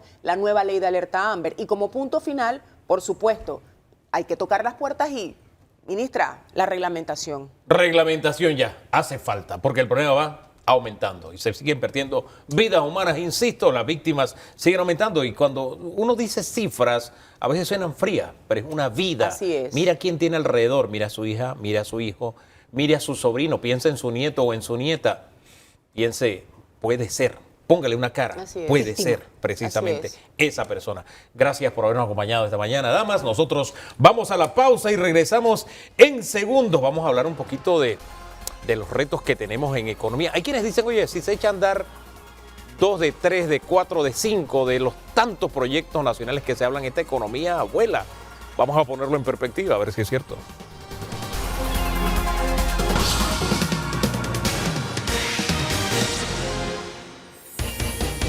Don Danilo, nosotros comenzamos hoy conversando sobre una alianza contra la delincuencia. Una alianza que uno veía como imposible, ¿no? Que yo tenía uno, de Todos los los 3 temas se puntos que quedaron. iba a tocar, No, se quedó el 75%. Todo se quedó ahí porque no. Pero cuando entramos a esa alianza para enfrentar otro tipo de delincuencia, la puerca torció el rabo. ¿Ah? Ya Se formó no hubo- una ya discusión. no hubo posibilidad de alianza. Entonces me quedo pensando, ¿esa agenda anticorrupción tiene futuro o no? Vamos a conversar un poquito de ese tema y otros más con Olga de Ovaldía de la Fundación Libertad Ciudadana. Bienvenida. Muchas gracias. Y también nos acompaña la ex procuradora Ana Matilde Gómez. Bienvenida. Gracias, buenos días a todos. Oiga, de pronto nos ponemos de acuerdo y trazamos estrategias y qué sé yo, que la delincuencia, el presidente nos daba cifras y todo lo demás, pero la delincuencia de cuello blanco, no sé, como que de pronto sigue allá en el horizonte. O yo estoy siendo muy pesimista. Se lo pongo sobre la mesa. Bueno, si me permites, muy buenos días a los televidentes también. No es que se pone allá por el horizonte. La delincuencia de cuello blanco, la delincuencia entendida de aquellos que para delinquir tienen un ropaje de poder político, económico, social, incluso controlan medios de comunicación, no siempre es noticia porque el sistema no estaba preparado. Esa delincuencia siempre ha existido, no siempre se le ha llamado delito, porque los delitos han ido por detrás el delito es la tipificación, que es meter el delito en el código, es una ficción jurídica que es posterior al fenómeno social. Y el fenómeno siempre ha existido, aquel que abusa del poder que tiene, sea poder económico, social, político, etcétera, mediático. Así que esos delitos están ahí y el sistema ha tenido que irlos persiguiendo, como les va siguiendo el paso por detrás. Así ¿Y le estamos soplando al cuello o nos tienen mucha ventaja? También el no se han hecho avances, sería injusto no reconocer que se han hecho avances. Nosotros tenemos dos expresidentes llamados a juicio, eso es importante. El problema es que nosotros no concretamos y el cumplimiento de las condenas es tan importante como el inicio de las investigaciones. Pero nosotros también tenemos deficiencias estructurales que impiden a veces identificar y prevenir este tipo de delitos. Estos tipos de delitos tienen mucho que ver con el presupuesto del Estado, con la forma en que se coluden sector privado y sector público para que a partir de las obras haya beneficios individuales o particulares, en demedro o beneficio, de perjuicio de una comunidad que está esperando una obra determinada o la espera por años o que la recibe de mala calidad. Claro. Así Olga, fíjese que aquí torció la puerca el rabo, para decirlo en muy buen panameño, fue cuando comenzamos a hablar de imprescriptibilidad de los delitos. Y ese es solo uno de los temas que está en la agenda anticorrupción en la Asamblea por parte de uno de los grupos políticos que está en la Asamblea, tomando como base todo lo que nos dice Ana Matilde y esa realidad política. Esta batalla contra los delitos de cuello blanco, la corrupción. Yo comenzaría por tratar de hacer un análisis sobre qué llamamos como delito de cuello blanco. A ver. Porque en cuello es una distinción bien teórica, sí. Y tiene que ver con estas expresiones en inglés, que una era blue collar y otra era white collar, que significa el cuello de la camisa o el overol que usa el trabajador manual y la camisa blanca, así como el cuello de la corbata de mi amigo Danilo o el tuyo, que se supone está blanco, no se suda porque está en un aire acondicionado. La realidad es que la afectación a los recursos del país y la capacidad de atender esas funciones que el Estado debe atender para el bien común, para la población en general, que es el dueño de lo que es de todos, es tan grave y afecta tanto y es tan transversal que yo creo que es injusto o no describe bien la situación cuando solamente te refieres a eso, como a ese delito que no va a llevar un hurto, no va a llevar un robo, no va a llevar un levanta las manos que aquí está el ladrón de diligencia, ¿verdad? Pero la realidad es que lo que se roban, lo que le quitan a la gente en recursos es tan grave, afecta la vida, genera inequidad, genera desigualdad, genera desencanto con la democracia a tal grado que es un crimen como cualquiera y vuelvo a usar la misma figura de asaltante de carretera. Comenzando por ahí. Y segundo, en Panamá se nos ha formado, y bien lo acaba de decir Ana Matilde, las características de lo que corresponde a ese acceso a decisiones políticas y económicas que favorecen a unos cuantos por encima de los demás. Y también afecta mucho la libertad de empresa, afecta mucho porque en Panamá hay poca competencia real de campo nivelado en el sector privado por la gran cantidad de excepciones, de privilegios y beneficios que ciertos grupos económicos o personas específicas en distintos sectores consiguen. Eso se parece o está muy cerca de la definición de lo que conocemos como cleptocracia hoy en día. Es decir, un grupo de poder que tiene mucho acceso y que logra ir logrando excepciones y doblando la regla, o si la regla pasa, hay poca voluntad para hacerla cumplir. Entonces, hablar de la agenda anticorrupción es importante. Tenemos 12 años de deuda o 15 años de deuda en una serie de leyes que el país necesitaría para poder mejorar. Tenemos algunas mejoras, definitivamente, que necesitaríamos para poder mejorar eso. Pero ¿qué hacemos en un país cuando pasamos una norma y luego se queda en la letra porque no hay la voluntad política de ejercerla? Es decir, esto es un problema que es cultural, como normativo, pero también de rendición de cuentas y de exigencia de parte de la sociedad a los gobernantes. Es sumamente complejo, pero más allá de las definiciones que podemos tener de cuello blanco y qué sé yo, en Panamá, hay una sensación de que al delincuente de barrio, al hijo de la cocinera, como se le llama, la justicia lo alcanza fácilmente. Pero al de cuello blanco no lo alcanza con la misma facilidad. Y no se hacen cumplir las condenas a esos delincuentes como se le hace al hijo de la cocinera. Entonces, por eso hago la diferencia de los dos tipos de delincuencia. Y es verdad. Y llegar a la condena, quiero decirte, es verdad, llegar a la condena. Es que aquí hemos llegado a la condena y bien gracias a usted. Bueno, es que no deja de ser verdad porque hay acciones que reafirman esas convicciones. Ajá. Porque si usted le pone nombre, ¿qué hacemos con un expresidente condenado que está asilado con el apoyo del gobierno? O sea, que se está esa salida de él es un golpe certero a la eficacia de la justicia. Ahora, hay señales internacionales de que algo está pasando. El actual presidente de Brasil fue juzgado, condenado, cumplió sentencia en su país, luego la justicia lo exoneró, se revisó el caso y hoy día es presidente. El presidente igualmente en Corea del Sur. Disculpe, y los carniceros en Brasil de antes son las reses de hoy, a propósito. Exactamente. Es un fenómeno general, claro. Y uno ve Perú, por ejemplo, es un país que ha tenido varios presidentes que han pasado por proceso, sentencia, cumplimiento de sentencia. Y eso están en la cárcel, por Y lo eso menos. están en la cárcel. Si nos vamos igualmente a Argentina, una expresidenta, proceso, sentencia, cumplimiento. En Asia igual, como dije. Es decir, ya no es algo raro ver que los poderosos pasen por el proceso judicial y lo cumplan. En No lo otras es. latitudes. Sí, y es que la injerencia de la política en la justicia es también un hecho histórico, o sea, es un tema de poder. Esto es un tema de luchas de poder y no es ni la primera vez ni va a dejar de pasar porque los poderes, bueno, intercambian los espacios. En Colombia O sea, acaba de pasarle a un expresidente, por cierto, Sí. apeló, la apelación le funcionó, Claro. pero pasó por un proceso. y ahora te aseguro que va a ir a un proceso político en el que va a quedar lo más probable Exacto. al revés la cosa. Pero pasó por el proceso, Claro. y llegó a sentencia, Sí. llegó a fallo. Entonces, ¿por qué en Panamá esos vientos no acaban de llegar, a pesar de que están pegando tan cerca? Porque todavía aquí el poder político es más fuerte que la eficacia de la justicia.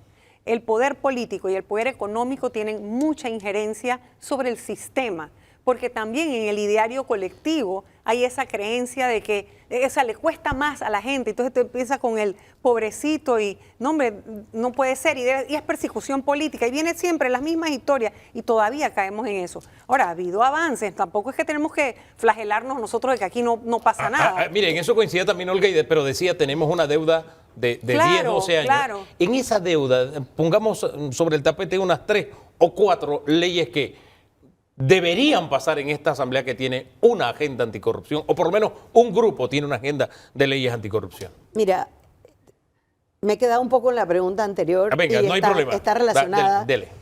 Uno de los temas principales es que en el diseño de la República deberíamos tener 3 poderes independientes, pero la realidad de que el poder político muchas veces está por encima del poder judicial tiene que ver con esas distintas facciones que hemos visto en la administración de justicia completa, donde vemos falta de independencia y también carencias internas para lograr esa independencia.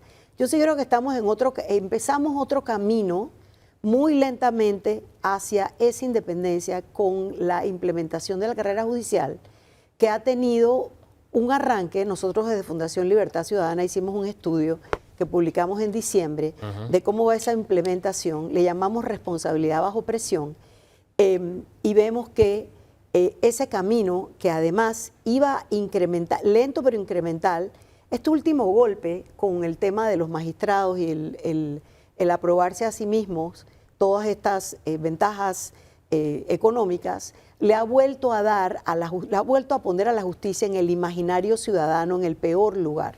Entonces, cuando nosotros vemos eso frente al marco regulatorio, ahí regresamos entonces al tema de que fueran públicas las declaraciones patrimoniales y de intereses. Nosotros hemos ido logrando avances, pero es siempre todo a mitad de camino. Hay una declaración, pero en realidad nadie tiene acceso a ella. Ahora hay una declaración de intereses, pero no hay manera de verificarla. el tema de protección de denunciantes desde la esfera, pública. Y ahora el procurador Gómez Rudy presentó 2 proyectos de ley. A una le llamó la ley como marco anticorrupción y la otra es incrementando los tiempos para la prescripción de los delitos contra el patrimonio y subiendo las penas. En ese proyecto de ley del procurador hay una serie de cosas muy rescatables que deben discutirse. La pregunta es si va a haber la voluntad política de hacerlo, porque ahí él entra inclusive en temas como los acuerdos, los que llamamos nosotros acuerdos premiados, ese no es el término oficial, porque el tema de la impunidad pasa por muchas cosas, inclusive Total. cuando hay acuerdos, Sí. y ves un acuerdo donde la lesión fueron 12 millones y la multa es $400,000 y Díaz multa en su casa, ¿eso qué es? Un Y negocio se trata- redondo. Y se Eso- trata de un hermano Sí. de un expresidente que ya sabemos está en la impunidad completa. Entonces eso a la ciudadanía, cuando ve eso, pregunta, ¿dónde está la separación de poderes? Esta era la democracia que me prometieron. Es decir, aquí nosotros nos estamos jugando bastante más que solo 3 reales y ver quién sale o quién no sale de un delito. Ana Matilde. Sí, bueno, yo diría que en esa lista que está el tema de la imprescriptibilidad, los 2 proyectos del señor procurador en este momento, que son importantes sobre todo para un delito que afecta mucho y la gente percibe rápido, y es el incremento patrimonial sin ningún tipo de Así causa de los servidores públicos. Entran hoy al cargo Sí. y al día siguiente ya tienen carro nuevo, casa nueva. Enriquecimiento injustificado. Sí. Se mudan al día siguiente, o sea, cambian su nivel de consumo y su estatus. Ese enriquecimiento tiene el bloqueo de que tiene un requisito de procedibilidad por jurisprudencia, que es que tiene que ser la Contraloría quien emita ese informe de auditoría. Y ese límite tiene también control político, porque como sabemos cuándo un contralor decide a quién audita y a quién no.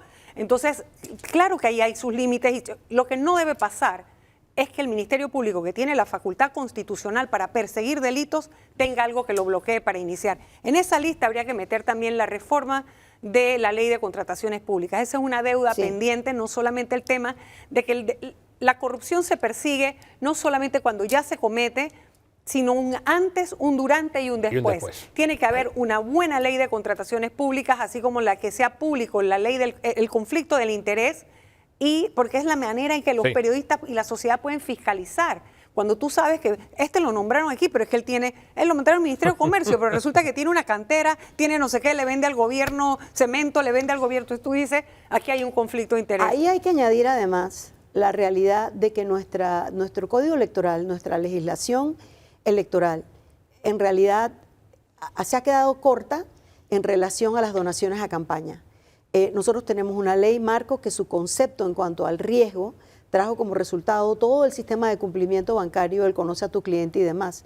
Debemos lograr, y estamos tratando desde la mesa de reformas electorales, al menos el Foro Ciudadano, introducir el conoce a tu donante. Es decir, Y reglamentar el beneficiario final de Así tal es. manera que se conozca realmente quién recibe los beneficios de esa sociedad. Y que no nos X. pase como la ley de contrataciones públicas que pide que el contratista tiene que revelar sus beneficiarios finales, pero si tú entras al expediente no aparece. Muchas gracias a las 2 por acompañarnos. Quiero que me dejen una línea, porque usted habló del tema de las jubilaciones especiales del órgano judicial. Y yo no sé, a mí me deja la impresión de que eso lo pusieron en pausa y le explico por qué.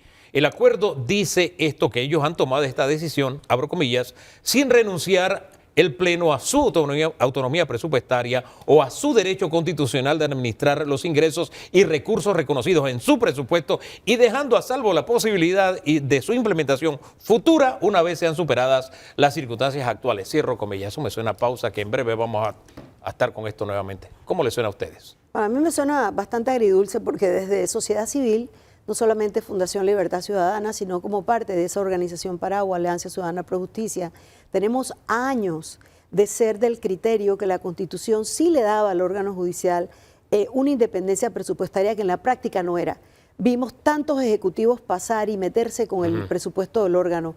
Tratar de llegar a esa independencia para que entonces se hagan estas acciones que le quitan credibilidad a lo que hacen y pareciera que hay una suerte de no ver la realidad de la inequidad del país y de la construcción de confianza ciudadana que esto ha impactado.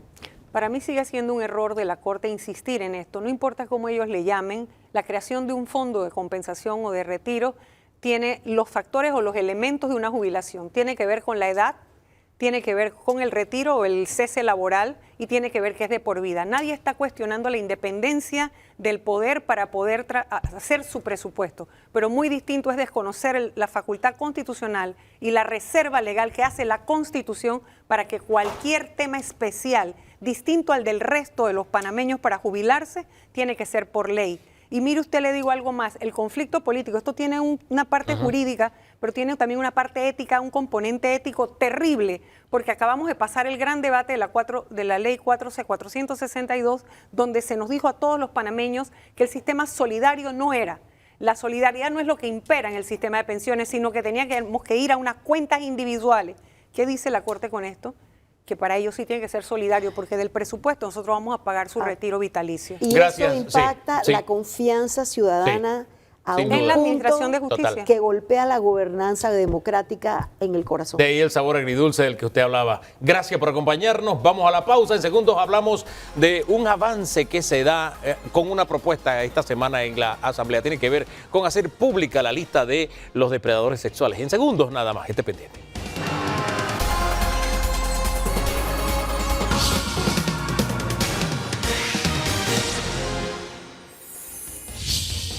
Le dije que íbamos a conversar con un hombre que padece, está enfermo de optimismo. Felipe Ariel Rodríguez, buenos días, bienvenido. Buenos días, don Hugo. Muchas gracias por dar la oportunidad de explicar sobre todo las oportunidades que tiene el país en esa región occidental. Oiga, y lo digo de esa manera porque a veces uno llega y le dice a don Felipe, oye, ¿viste esto? Dice, hicimos un estudio sobre esto, ya estamos haciendo esto, ya estamos en aquello. Y de verdad que esa mentalidad siento que la necesitamos principalmente en momentos difíciles. Pero como usted plantea la región occidental, miro que en el presupuesto para el otro año lo que se destina para ese tren Chiriquí-Panamá, que es el proyecto insignia del gobierno, ya en prácticamente un tercer año, como que apenas una brusquita en el presupuesto. ¿Usted cómo lo ve? Bueno, tengo que reconocer que el presidente ha anunciado proyectos concretos para Chiriquí principalmente, que están por el orden de los $800 millones. Esto ha creado un entusiasmo bastante alto. Proyectos necesarios como también la rehabilitación del sistema de riego Remigio Rojas para poner en valor más de 3.000 hectáreas que están allí con un potencial exportador, incluyendo a la planta de manejo post cosecha para la exportación. Hay muchos proyectos que van a impulsar la economía. El tema es la implementación de esos proyectos por lo que padecemos, que es un problema institucional grave, con una altísima burocracia que impide este tipo de aceleración. Eso es lo que pienso que el presidente Mulino está tratando de resolver. Contraloría como un cuello de botella final que se mueve no necesariamente desde el punto de vista técnico, sino de movimientos políticos. Ahora tenemos un contralor que pareciera pues que va a agilizar muchísimo este tipo de proyectos prioritarios. Esa alineación es importante, que no se ha dado en gobiernos anteriores. Una cosa es lo que dice el Ejecutivo, otra cosa es lo que dice la Contraloría, otra cosa es lo que dice la Asamblea de Diputados. Bocas del Toro, mire, quiero recordar Antes de algo. Bocas del Toro, ciérrame el tema del tren, porque yo esperaba que el otro año, no sé, ya hubiera licitaciones, qué sé yo, y todavía seguimos en estudio de factibilidad, análisis, etcétera, que si el financiamiento, cuando ellos nos habían dicho que había financiamiento, que Reino Unido lo tenía, que no recuerdo que otro país también nos había dicho, aquí está la plata del financiamiento, entonces me quedo pensando, ya estamos entrando en el tercer año, y usted lo que no hace primer y segundo año, hermano, eso no va. AECOM debió entregar, y desconocemos, porque no tenemos noticia, el plan maestro del ferrocarril. Ajá. Eso define mucho. El sector privado ha contribuido porque nos hemos reunido con AECOM y le hemos entregado todas las iniciativas productivas principales que existen en la provincia, que han quedado con la boca abierta porque no se encontraron esa información en muchas instituciones públicas que debieran tenerla. Bueno, el sector privado ha incidido fuertemente. Llamo la atención de que merecemos conocer el plan maestro del ferrocarril. ¿Qué dice ese plan maestro? ¿Cómo se va a financiar? Porque por ahí viene parte del estudio. y la incidencia que va a hacer en la capacidad productiva de los territorios. Eso está pendiente. Eso costó 2.2 millones de dólares, Exacto. que fue un financiamiento especial porque se declaró este proyecto de interés público. La otra asignación aprobada es de 11 millones de dólares, quizá un poquito más, para los estudios de ingeniería específico, todo lo que tiene que ver con la ruta específica y cómo se va a sortear esa ruta con túneles, con viaductos. Eso es lo que está ahora mismo en estudio y eso es requerido para la licitación. ¿Usted lo ve aterrizado este proyecto o usted lo ve lejano en el horizonte? No, lo veo con mucha voluntad, pero con una preocupación enorme cuando se anuncia que la primera licitación va a incluir el tramo de Panamá Pacífico a Divisa y hay una incertidumbre del tramo que sigue hasta Paso Canoa. Si aquí en este gobierno no se deja licitado todo el proyecto, nosotros vamos a tener graves problemas porque sabemos lo que sucede cuando cambian los gobiernos. Y sería fatal que este proyecto quede a medias con un tramo solo hasta Divisa. No se justificaría y sería una carga para el Estado que no se pagaría nunca, porque hasta ahí no se justifica. Don Danilo. Yo comparto la preocupación de don Felipe porque recientemente en la Sociedad Panameña de Ingenieros y Arquitectos yo explicaba por qué este proyecto tiene más de 110 años de atraso con respecto a quien pensó en integrar a Panamá a punta de ferrocarril de manera brillante. Le hago un alto ahí, es como el lago de Río Indo, tiene casi un siglo de atraso. A propósito, continúa. Sí, este proyecto tiene un... Y además, no solamente tiene un retraso real de más de un siglo, porque el país fue pensado para tener una red de ferrocarriles, sino que además tiene un retraso de más de 500 años desde el punto de vista nominal. Porque yo explicaba allí cómo desde el punto de vista histórico, Panamá fue pensada como el primer proyecto multimodal. La corona española así lo pensó y yo explicaba allí eso. Pero no quiero centrarme en eso, sino en ver por qué la preocupación de don Felipe es pertinente. Y es el hecho de que recientemente vi en Brasil como un proyecto vital que comunica dos ciudades enormes, gigantescas, como son Sao Paulo y Río de Janeiro, lleva más de 14 años haciéndose, precisamente porque nada obliga a un gobierno a darle continuidad a un proyecto. Y esa preocupación, a mi criterio, es absolutamente legítima. Eso es como si en la ampliación del canal hubiéramos dicho que, bueno, vamos a construir la ampliación primero del Pacífico, después construir el Atlántico.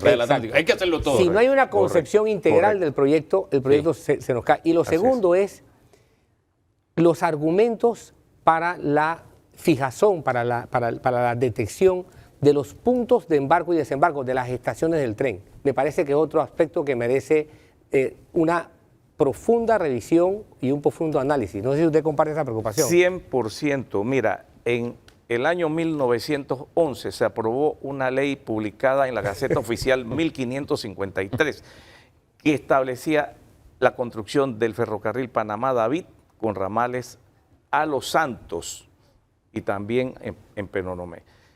No se pudo, cambia el gobierno, pero Belisario Porras, que fue el presidente que heredó esa iniciativa, decide hacer el ferrocarril de Chiriquí, Nacional de Chiriquí. Y lo que aló el ferrocarril fue la producción de café en Boquete, porque el primer tramo fue Pedregal, que se creó también el puerto de Pedregal, junto con el ferrocarril, fueron dos. Multimodal, estamos hablando de eso. Exacto, eso es. De Pedregal a David, de David a Boquete y el ramal a Potrerillo. Ese fue el primer empujón del ferrocarril. El segundo empujón fue en los 20, que entonces se va hacia occidente, que agarra todo lo que es Bugaba, Boquerón, Bugaba, Puerto Armuelle, y sabemos el impacto que significó el ferrocarril. Pero fueron voluntades de algunos, pero no de todos los gobiernos como un plan de Estado, que eso es lo que carecemos. Y eso es lo que carecemos en un montón de asuntos. Por ejemplo, está Bocas del Toro ahora, el presidente esta semana va para Brasil, está sobre el tapete la posibilidad de reenamorar a Chiquita, pero en medio de esto surgen amenazas hacia la empresa. Entonces yo me quedo pensando, ¿será la mejor forma de reconquistar a Chiquita este tipo de discurso como el que vimos esta semana de que te tenemos una demanda? Son mensajes contraproducentes, no en la línea correcta de que se vuelva a manejar una actividad centenaria, porque en Boca la producción de banano tiene más de 100 años. Y definitivamente yo, como inversionista, si veo esas amenazas, mejor aguanto un poco. Y ya la empresa se liberó, liquidó personal. Hay reclamaciones laborales, bueno, que se definan mediante... Eso no se puede quedar en el aire. Hay que, si alguien no le hicieron su liquidación bien, hay que pagarle. Eso, hay que pagarle. La justicia tiene que operar. Eso no está en discusión. Pero demandas en el momento que estamos tratando de que la empresa retome, yo creo que es pegarse un tiro en el pie. Ahora, sin Chiquita, yo no sé, ustedes tienen un plan maestro, Secomro, yo me confundo, Secomro es la del oriente, la del occidente, ¿cómo es el asunto? Mira, el Centro de Competitividad de la Región Occidental incluye Chiriquí, Bocas del Toro y la comarca. Ustedes tienen un plan, ¿eso contempla, Chiquita, ese plan de desarrollo o no lo contempla? Sí, sí, ese plan tiene un antecedente, que fue la Estrategia de Desarrollo Sostenible de Bocas del Toro, financiada por el Banco Interamericano de Desarrollo con fondos de un fideicomiso aportado por JICA, la agencia japonesa que invirtió en la planificación de todas las provincias de Panamá en el año 2006, 2007, 2008. Ese plan completísimo. Cambia el gobierno, borrón y cuenta nueva y engavetado. Ahí está el detalle, ahí está el detalle del que hablábamos precisamente. Exacto. Los problemas arrancan con la conectividad de la provincia. Quiero recordar y celebrar la hazaña que llevaron a cabo chiricanos con algunos bocatoreños en 1975, cuando emprenden para demostrar que era necesario conectar, integrar Bocas del Toro terrestre, una trocha en carro, en un jeep. Que ahí está en la feria, en exhibición, ahí en Boquete. Sí. 33 días demoraron en llegar a Chiriquí Grande. Así es. El 14 de agosto, hace 50 años. Me acuerdo perfectamente. 25 años después se logra la carretera, que se inaugura en el año 2000. Pero fue la población empoderada diciendo, necesitamos esta conectividad. Antes de eso, Bocas del Toro estaba desconectado vía terrestre del país. Apenas hace 25 años la hemos incorporado. Ahora, ocasionalmente nos la desconectan. Lo pasamos recientemente con las protestas que vivimos. No, es casi nos desconectaron. Es que ese es otro tipo de desconexión que tiene que ver con la atención de problemas sociales al fondo, al final, acceso a buen empleo, etcétera. El corredor número 2 en importancia de todo Centroamérica inicia en David, pega con Chiriquí Grande y continúa bordeando el Caribe y entra por el centro de Centroamérica y se llama el Corredor Central de Centroamérica.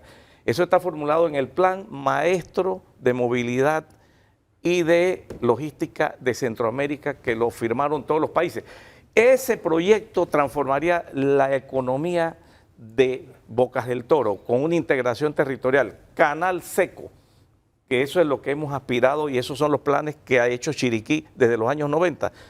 Este plan puede ser rescatado perfectamente si los gobiernos quieren hacer las cosas bien, pero como el cortoplacismo es el que yo voy y hago un par de proyectos, acabo de hablar con nuestro contacto de Secomro en la isla de Boca, usted lo escuchó. Sí. Casi todos los proyectos en graves problemas de ejecución. Menciónelo, porque usted mencionó proyectos específicos, ¿cómo va? Sistema de alcantarillado de Bocas del Toro, isla, un sitio turístico sin un manejo de aguas servidas correcto. El basurero, lo que es el desechos sólidos desbordado, un sitio... El centro de visitantes con dinero financiado por el Banco Interamericano de Desarrollo en un 50% cuando ya se terminó el de Boquete, ya se está empezando a construir el de Volcán, etc. Y tiene financiamiento. Tiene financiamiento. Y está parado. Todos estos proyectos tienen financiamiento. El de los desechos sólidos tiene 8 millones para resolverse y no se puede resolver por un problema de capacidad institucional del Estado. Municipio tiene un factor importante en el desarrollo de ese distrito de Bocas del Toro. Las carreteras, por ejemplo, la que dañaron, pues la de Chiriquí Grande a Almirante, destruyeron parte de la carretera, pendiente ahora de rehabilitar. Eso es darnos un disparo en el pie. ¿eh? Eso yo se lo pedí a grupos ambientalistas, porque en las protestas queman llantas encima de la carretera asfaltada. Sí. Como la llanta permanece mucho tiempo encendida, sí, funde el asfalto. El asfalto, sí, claro. Y ese va, si usted se va por aquí, viene de Tocumen para Panamá, va a ver todos los puntos donde se quedaban llantas con la calle deformada. No, y hubo un aditivo ahí en Bocas del Toro que derribaban los árboles a propósito de conservacionistas. Pero ¿qué tanto se ha rescatado de todo eso? Yo lo escuché, pero quiero que usted lo diga. Mira, el tema allí es capacidad de ejecución de proyectos que incluso tienen recursos. Nosotros incorporamos a Bocas del Toro en el Plan Maestro del Agro de la región occidental. El Banco de Desarrollo de América Latina aprobó en 2019 los primeros 27 millones de dólares de 155 millones para inyectarle a capacidad productiva del agro en Chiriquí, Bocas del Toro y la comarca. Levantamos asociatividades de productores entusiasmados, esperando que se ejecutara. Dinero disponible, no se ejecutó. Cambia el gobierno borra ese plan maestro, vamos a hacer ahora una política de Estado agropecuaria, también contribuimos. Nos abocamos en el gobierno anterior a ayudar a hacer la política de Estado agropecuaria, la ley 352. Cambia el gobierno, no existe eso. Vamos de nuevo, de cero, a ver qué hacemos con el agro. Esa es la gran falla.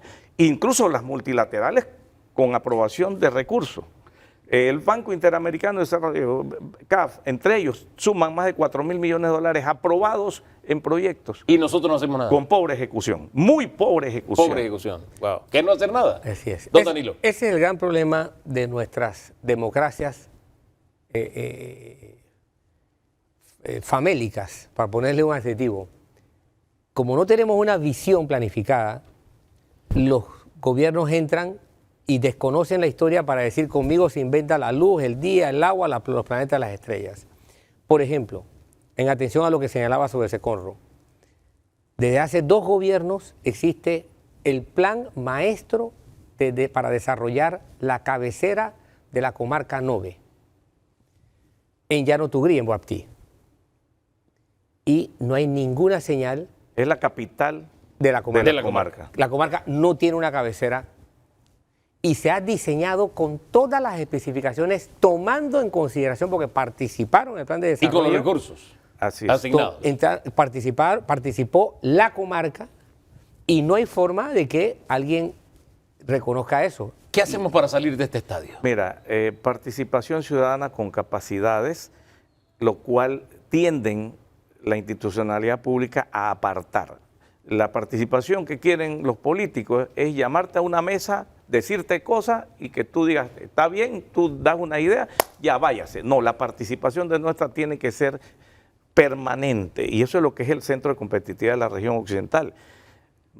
Aquí vino a visitarnos la directora ejecutiva, la presidenta ejecutiva de ProAntioquia. ProAntioquia es un ejemplo de la incidencia del sector privado en el desarrollo de un territorio.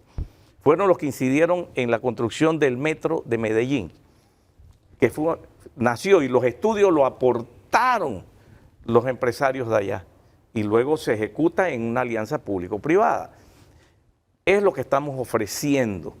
Ya nos reunimos el 29 de agosto del año pasado con el presidente Mulino, que es chiricano, nos atendió, les informamos los proyectos que se requieren, pero no solamente los que son de inversión pública, sino también inversión privada. Le presentamos 5 inversionistas que representan 500 millones de dólares del sector privado, parte de la inversión que está ejecutándose y que está paralizada por burocracia estatal, que es el principal impedimento de estas inversiones. Las inversiones están Puerto Barú, que es un caso de Puerto Barú. Ahí nada más hay 250 millones de dólares esperando los inversionistas a punto de irse porque al menos por lo menos durante 2 años están esperando, ¿no? Sí, llevan 5 años en la planificación, en la inversión, en todo eso.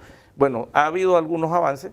Qué bueno que el muelle de Puerto Armuelles va a terminarse, pero es un muelle muy limitado. Primero porque tiene la ciudad ahí mismo, sí. La logística para mover carga va a ser un problema por la ciudad. La zona de 68 hectáreas acaban de anunciarle al gobierno que se integra a ese muelle, pero ahí la ciudad es un poco difícil que permita un desarrollo amplio. Bueno, también tenemos en Boca Chica el inversionista belga Diego Lagache luchando para que le aprueben un esquema de ordenamiento territorial que lo ha hecho con todas las de la ley, en una demora de meses, que el hombre ya está pensando que es que 100 millones de dólares en ese proyecto. Hermosa Bay se llama el proyecto. Y esperando, burocracia. Y nosotros, el proyecto de agroindustrial de San Lorenzo, complejo agroindustrial de San Lorenzo. Ustedes saben que la refinería de Panamá Bosto, de Pau, sí, que está en Boca de la Caja, ya tiene los días contados. Sale de ahí, una nueva instalación completa se está armando en Chiriquí. A cada rato el gerente me llama, señor Felipe, ¿nos puede ayudar? Ya nos llegó el equipo y no podemos instalarlo porque en los bomberos hay unos planos que no nos los aprueban. Y meses. Oiga, ese es el mal que nos tiene atascado entonces. Vea, una institucionalidad pública alineada con la necesidad del país, con buenos servicios públicos, dispara el desarrollo de este país. Nosotros lo tenemos todo. Las ganas de inversión privada están, pero se desaniman por esta situación.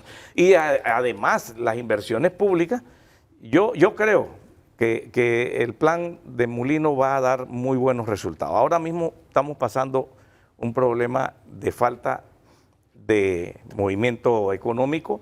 ¿No hay chen-chen? No hay chen-chen.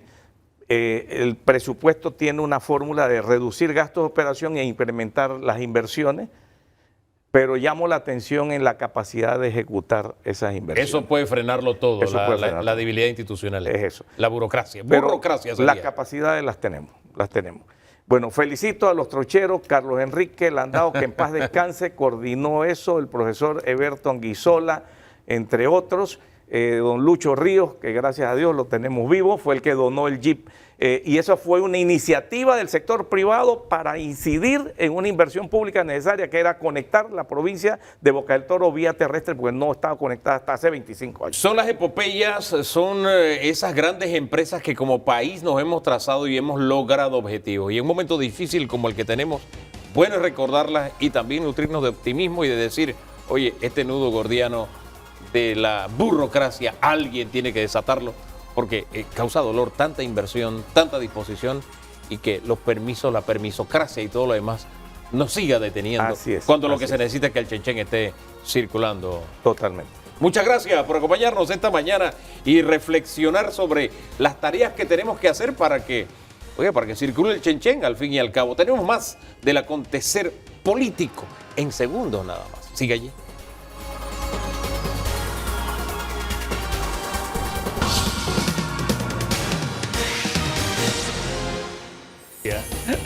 Claro que hay oportunidades, de eso estamos conversamos con don Felipe Ariel Rodríguez. Hay invitados aquí que han hablado de esas oportunidades, pero me gusta como usted lo pintó hace unos segundos, don Danilo Toro. Somos como un nadador que está en el trampolín, el país, ¿no? Estamos ahí como a punto de saltar y está la piscina llena y no nos tiramos a la piscina. Estamos en el bordecito de la tabla. Tenemos que preparar ese clavado porque si no lo hacemos bien, vamos a perder una oportunidad valiosísima. Gabriel Díez, presidente de CONEP, está con nosotros. Bienvenido. Buenos días, Hugo. Buenos días, Danilo. Buenos días. Esto lo decimos porque hay un montón de proyectos que, hombre, decían otros invitados ya aquí en este espacio, si 2 o 3 de esos proyectos se echan a andar, nosotros volamos y el desempleo se cae porque ya estamos en 2 dígitos.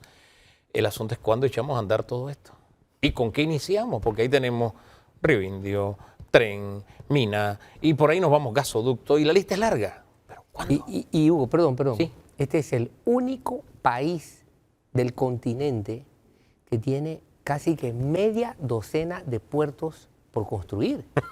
No hay otro país en el continente. Y que estamos retrasados 15 años en eso, pero en fin. Yo te diría que no hay otro país en el mundo que tiene media docena de puertos por construir. Pero mira, es como si tuviéramos, disculpe, la alacena llena y estamos pasando hambre, disculpe. Sí, pero lo estamos enfocando solamente sobre los proyectos. Y los proyectos toman un tiempo de desarrollo. Toman un tiempo desde el punto de vista de estudio de impacto ambiental, permisología, financiamiento, en fin. Hay una serie de cosas. Y estos son ejemplos que nosotros tenemos que empezar a pensar como políticas de Estado, no políticas de gobierno. Nosotros tenemos una mentalidad en este país que el mundo dura 5 años.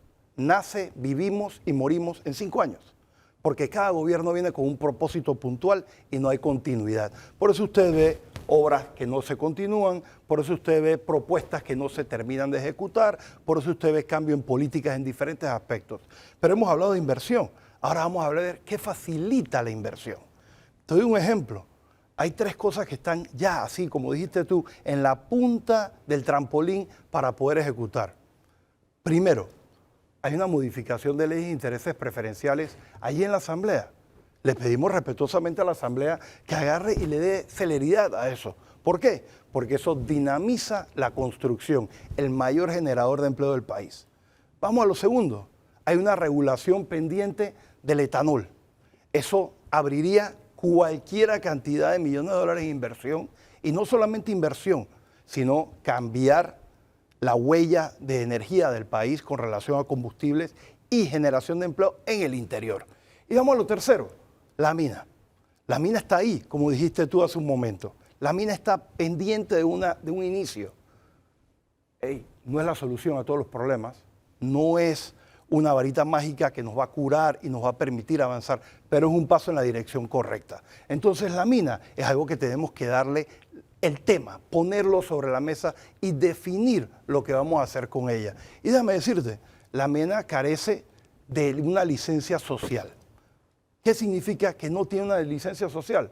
Nosotros necesitamos primero asegurarnos que el país reciba los réditos justos por esa operación minera. Y lo segundo, que tenga los controles ambientales la mina, de manera tal que podamos garantizar a los panameños un área buena una vez termine la operación y que durante su operación cumpla con las reglas que debe cumplir. En consecuencia, esos 2 temas debidamente debatidos y debidamente implementados, nosotros tendremos una licencia social, entonces la mina puede operar. ¿Cuándo? Eso depende del gobierno. El tema está allí. El gobierno habló claro, el presidente dijo, Seguro Social, mina, Río Indio. Ahora estoy viendo una división. Ya Seguro Social quedó atrás, mina está sobre la mesa y finalmente estamos viendo movimiento con el tema de Río Indio. Amén. Pero fíjate, Río Indio se va a licitar a finales del 26, asumiendo que podamos resolver el tema social durante el 26 y asumiendo que podamos empezar en el 27. Eso es un cronograma bastante agresivo. Espero que se cumpla. Pero hay imponderables aquí. Hace pocas semanas atrás, el embajador de los Estados Unidos dijo públicamente, quedó registrado en los medios, que esperaba que no ocurriese lo que había ocurrido con las inclemencias del tiempo, que no se diera una especie de sequía que impactara como impactó con la reducción en el trasiego de buques y cargas. Ese señalamiento del embajador me puso a mí en el primer renglón de riesgos y preocupaciones que debe hacerse. Y el hecho de que ese calendario que se ve encima, en realidad para lo que es el condicionamiento internacional, o sea, estamos estirando demasiado, porque ¿qué garantía tenemos que no volvamos a tener un niño impactándonos y entremos en una tensión por nuestra capacidad de administración de una crisis como la que ya se vivió hace poco por falta de agua? Danilo, la ACP siempre ha dicho que el proyecto de Río Indio es un proyecto de 5 a 6 años. Siempre. Ese tiempo no cambia independientemente de qué año uno empieza. No aguanta más discusión. Entonces, no hay menos tiempo para hacer eso. ¿Por qué? Porque tú tienes que hacer una obra y después tienes que llenar el lago. Son 45.000 hectáreas de lago y un lago más profundo que el lago Madden, en consecuencia, o el lago Alajuela. En consecuencia, toma un tiempo que es el tiempo natural que va a tomar terminar la obra. Ahora, habiendo dicho eso, tampoco hay ninguna garantía. 4.600 hectáreas, para que nadie se nos asuste, no llenemos toda la cuenca. 4.600, sí, perdón. Disculpe, perdón, se me fue un cero de más. Sí, no se preocupe. Pero al final del día, el punto ahí son 4.600, lo mismo que el lago de la Alajuela. Exactamente, Disculpa, sí. me equivoqué. Pero al final del día, ¿qué sucede? Tú tienes allí un tema que no tenemos ninguna garantía de cuándo va a haber el próximo niño. Pero ¿qué es lo que tiene que hacer el canal? Dar los pasos que den confiabilidad. ¿Cuál es la confiabilidad?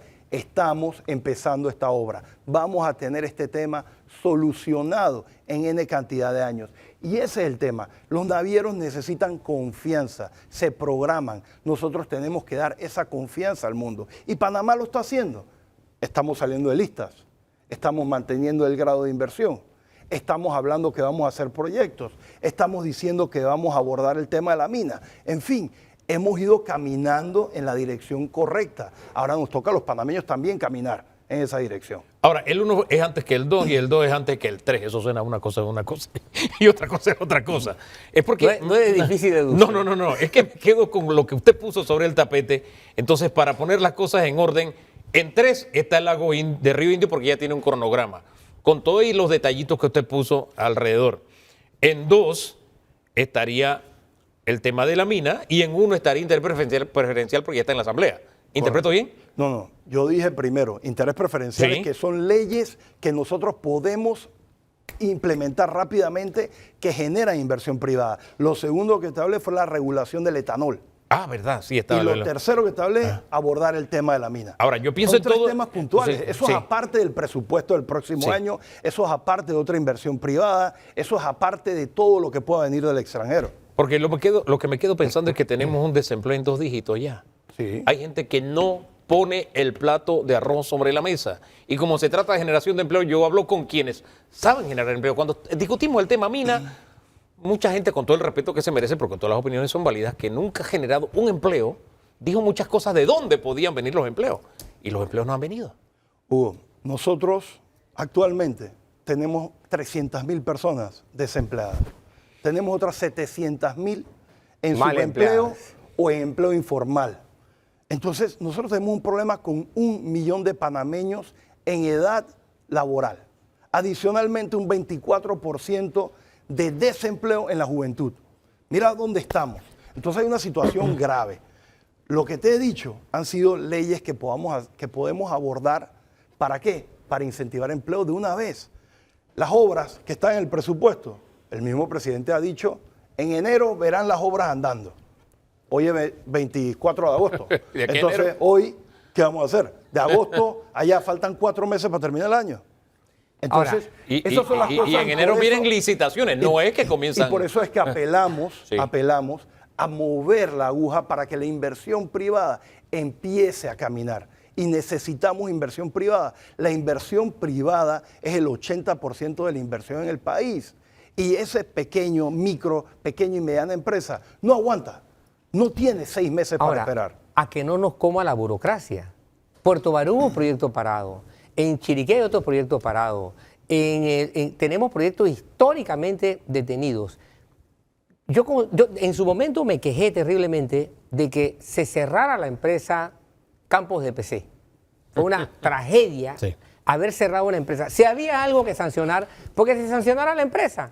Pero nadie cierra una empresa. A nadie se le ocurrió cerrar la Volkswagen porque había cometido una falta terrible en Estados Unidos con la declaración de sus autos. Fue millonariamente sancionada y ahí está protegida por Alemania entera y por los propios Estados Unidos. A nadie se le ha ocurrido cerrar empresas, sino que se hacen los correctivos. Este país se ha dado el lujo de cerrar empresas valiosísimas, fuentes de trabajo, cerrarlas.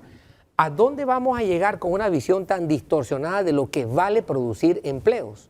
Por eso es que tenemos que agarrar y ver las cosas por partes. Mira, con razón o sin ella, el tema de revisar, por ejemplo, el contrato del ferrocarril. Una empresa llega a este país que ya está aquí invirtiendo, agarra y paga 600 millones de dólares por una concesión recientemente renovada. Y ahora vamos a echar para atrás ese contrato.